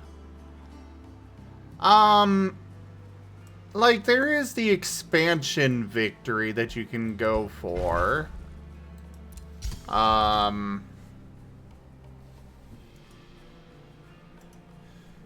Not like that, but what you can do is expand enough to the point that you are able to, you are able to simply win by having the most territory. Ah, but you see, Azure, I am neutral. But yes, we all know that I'm evil. Mahaha!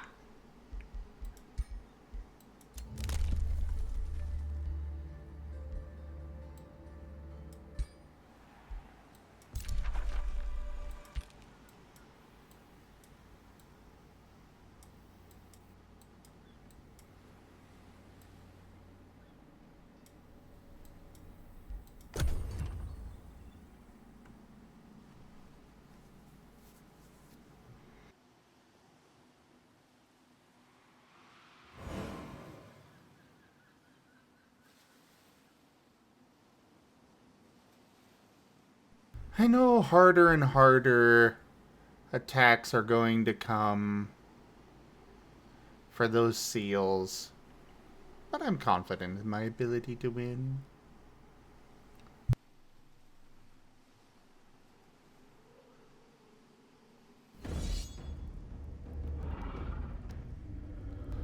Well, speaking of, destroy them. I will not bother raising any more from this. Because I want my freaking Reaper!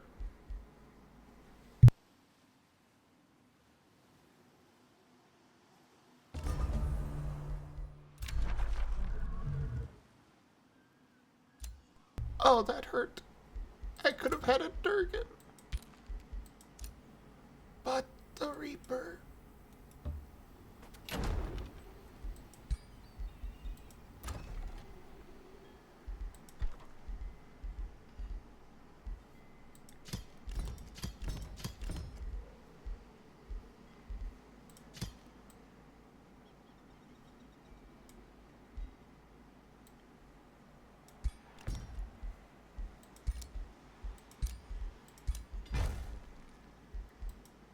I don't know how good the Reaper is, honestly.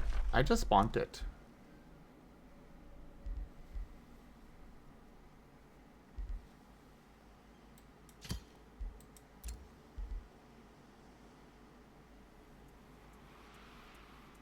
Ooh, a buff to all of my undead in the army.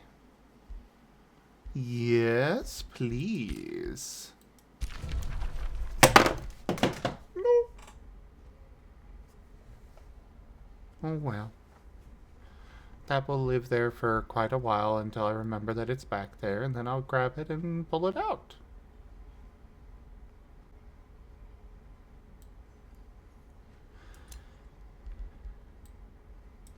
We will withdraw the Whispering Stone from there and go give it to you.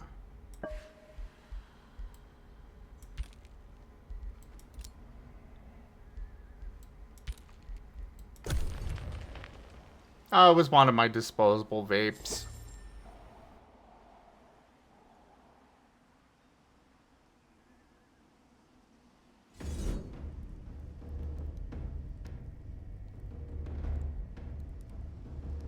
Really, Creeper? You're not gonna come fight me yourself? You're sending all of your human minions to do it? Sorry, everybody. No hard feelings.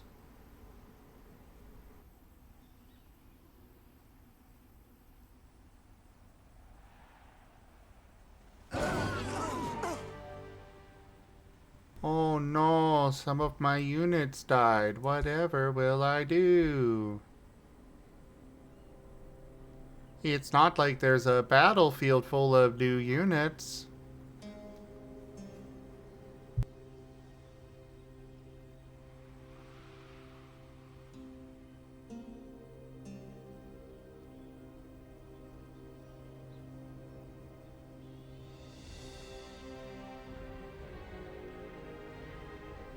That is diabolical, delimited, and I like it. Except, I can't do that in this game.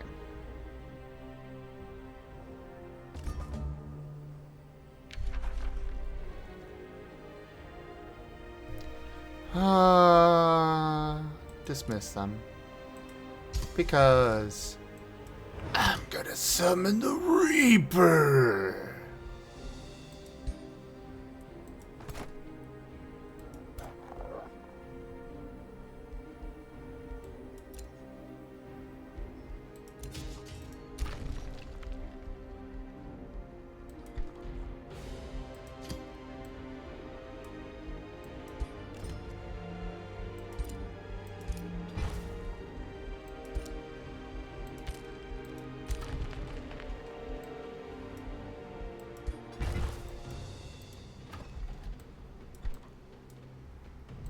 I guess I'll produce some troops here to back up these forces.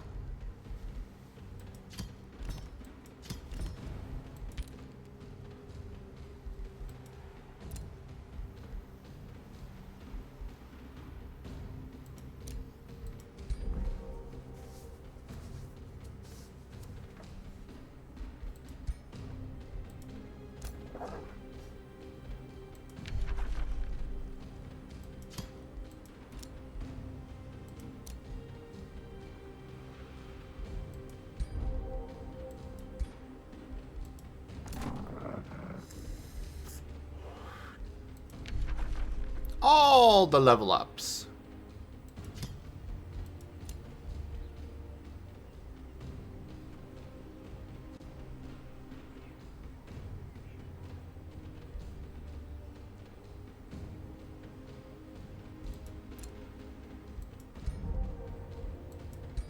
Oh, and now Merle can just summon undead in the middle of battle.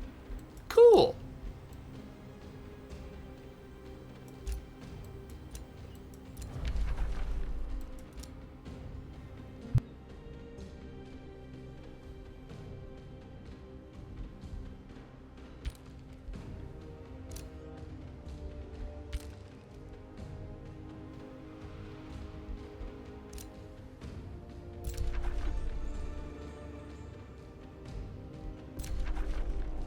Yeah, I am not playing another game with regenerating infestations. This has been annoying.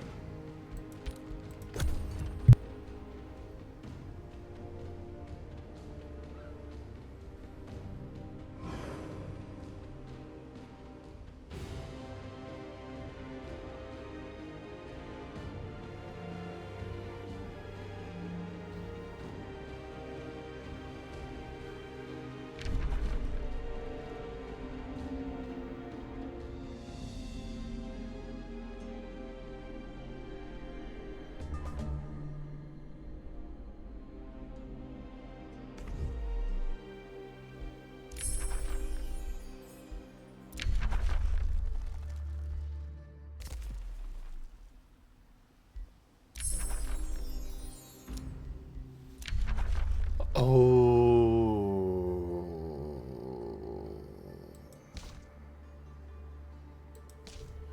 Tome of the Eternal Lord.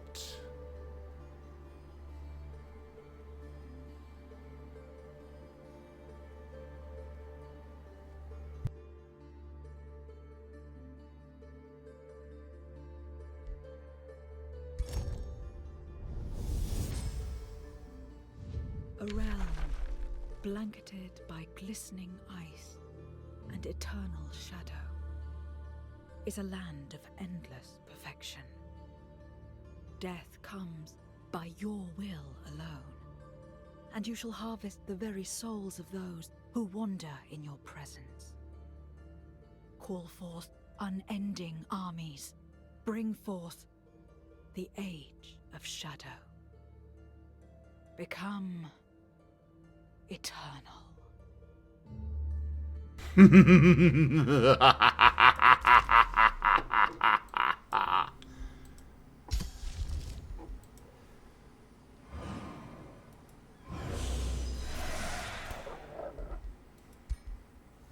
Hello there, Reaper.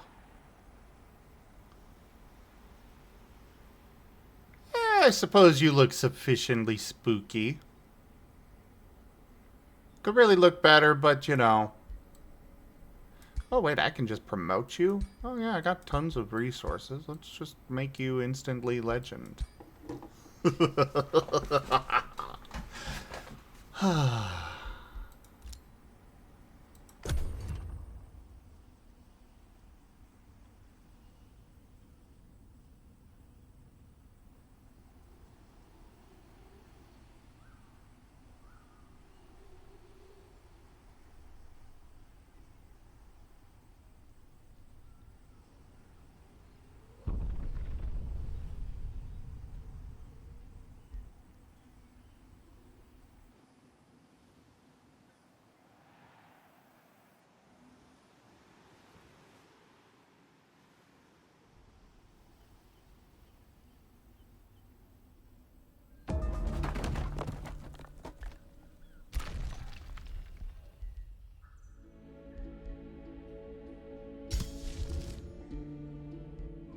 Alright, we will do the restore the land right there. Oh, I guess that doesn't let me... Fine.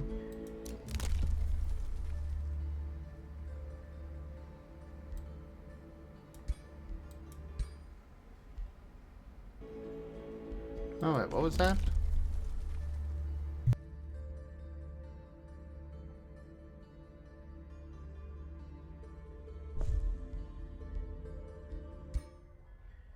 Sure! I'll take full knowledge of the entire world. None shall hide from the sight of death anymore.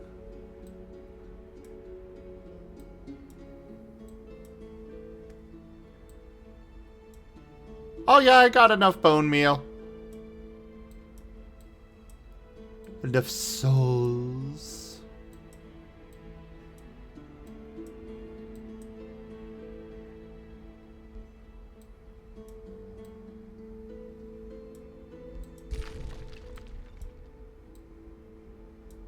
Looks like it also reveals all of the Umbra.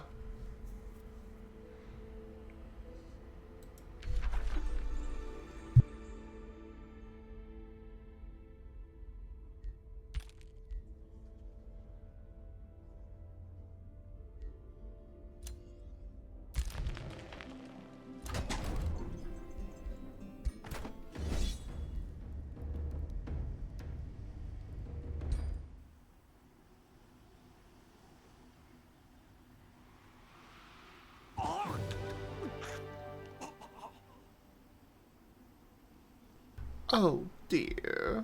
Did I kill your little peoples?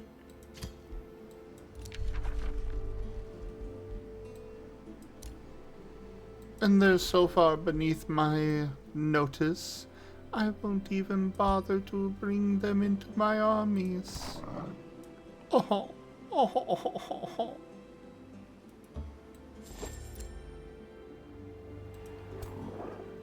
On to the next city! Which is actually down that way. Oops.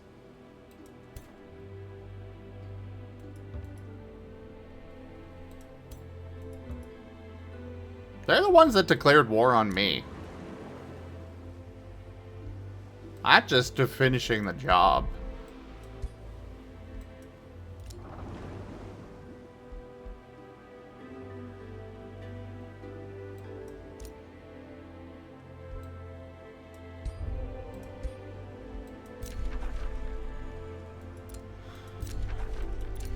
Yes, infestations, I know, blah, blah, blah. I literally win in 2 turns.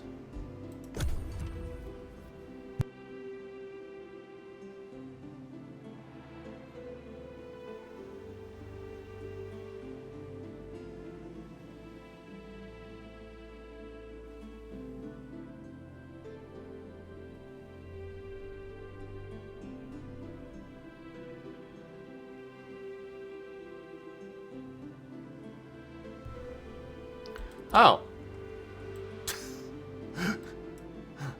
Right, I guess it makes sense that my scouts have nothing to do anymore now that I've revealed the entire world.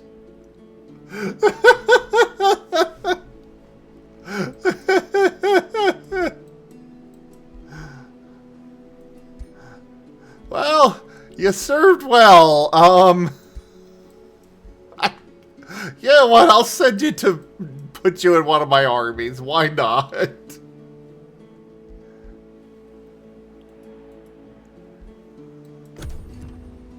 You act like Jace doesn't know I do that. That's just a common occurrence.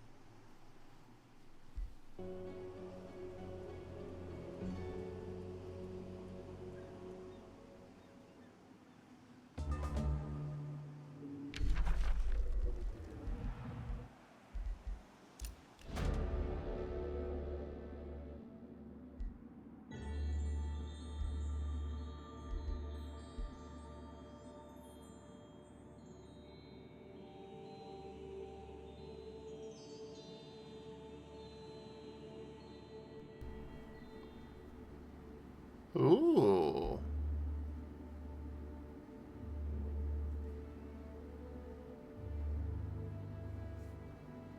Sure.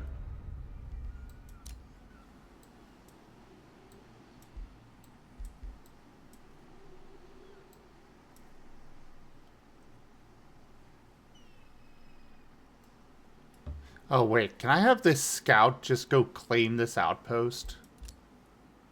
Oh, I hope so.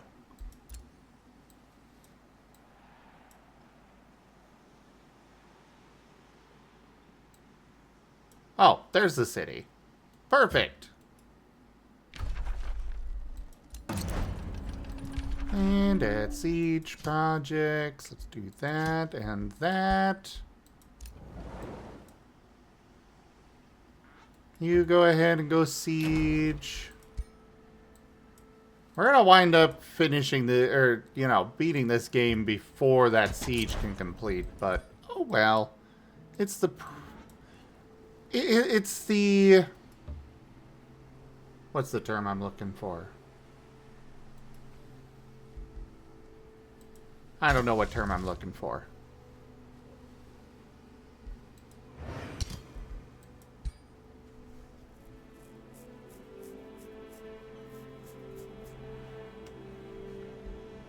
The point of the matter? No, that's not the one. The storm before the calm? Not what I'm looking for either. Yeah, sending a message. We'll go with that. That's not quite what I'm looking for, but that works well enough. I believe you were trying to say it's the principle of the matter. Principle of the matter. Thank you. Yes, that.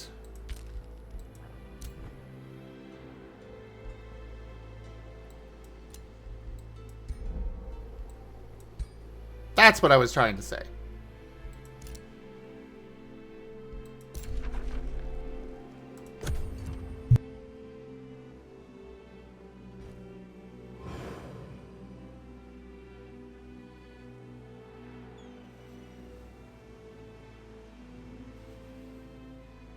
Mala's calling you a word nerd now.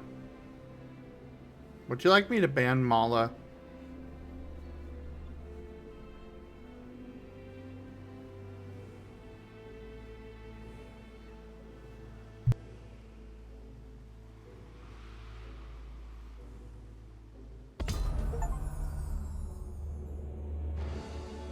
Hey, I got Seal the Deal. Reach a Seal's victory. Where'd that bird come from? You have activated the dormant world seals and gained control of them, banishing all other Guardia from this realm. After the resulting cataclysms, the people have no choice but to accept you as their sole god of death.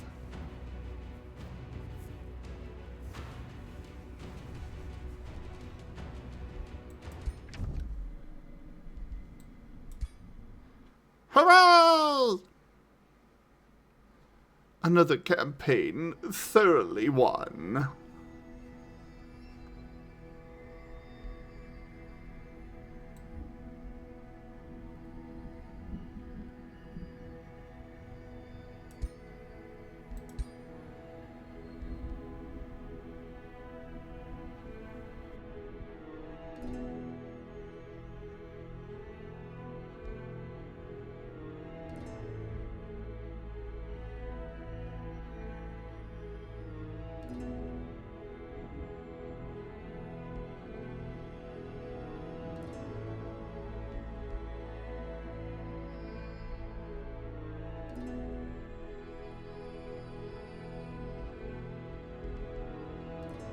Well, obviously he is going to get the Death Caller Ascension.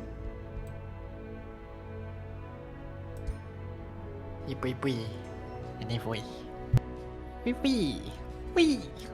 Anyway. And yeah, I was just looking at the different things that I had the ability to take, you know.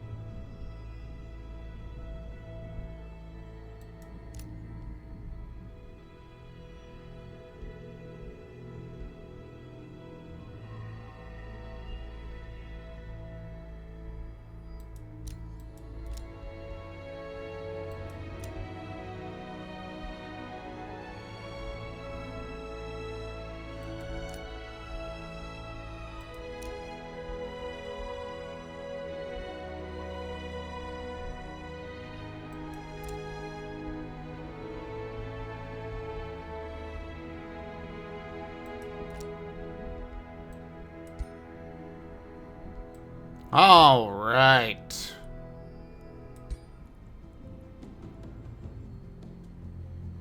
Oh, hey, Chrysovos. It's always good to see the cute wee. Though, this is where I will be calling it for the evening on the stream, everybody. Thank you all so much for joining us today for Age of Wonders 4. Check out our website, zgfgaming.com. We've got links for our Discord, Telegram, Mastodon, Blue Sky, Patreon, and more. They are on the website as well as down in the description below through our link tree. Thank you to my patrons, tippers, and subscribers.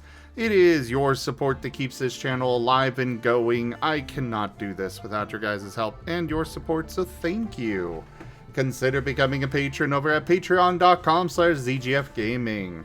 It's one of the best ways to support the channel, though you can also do so by sharing the stream around, bringing your friends in, commissioning one of the great artists that I manage for, such as Raijin here, who is hanging out on Voice, or by simply subscribing to our YouTube.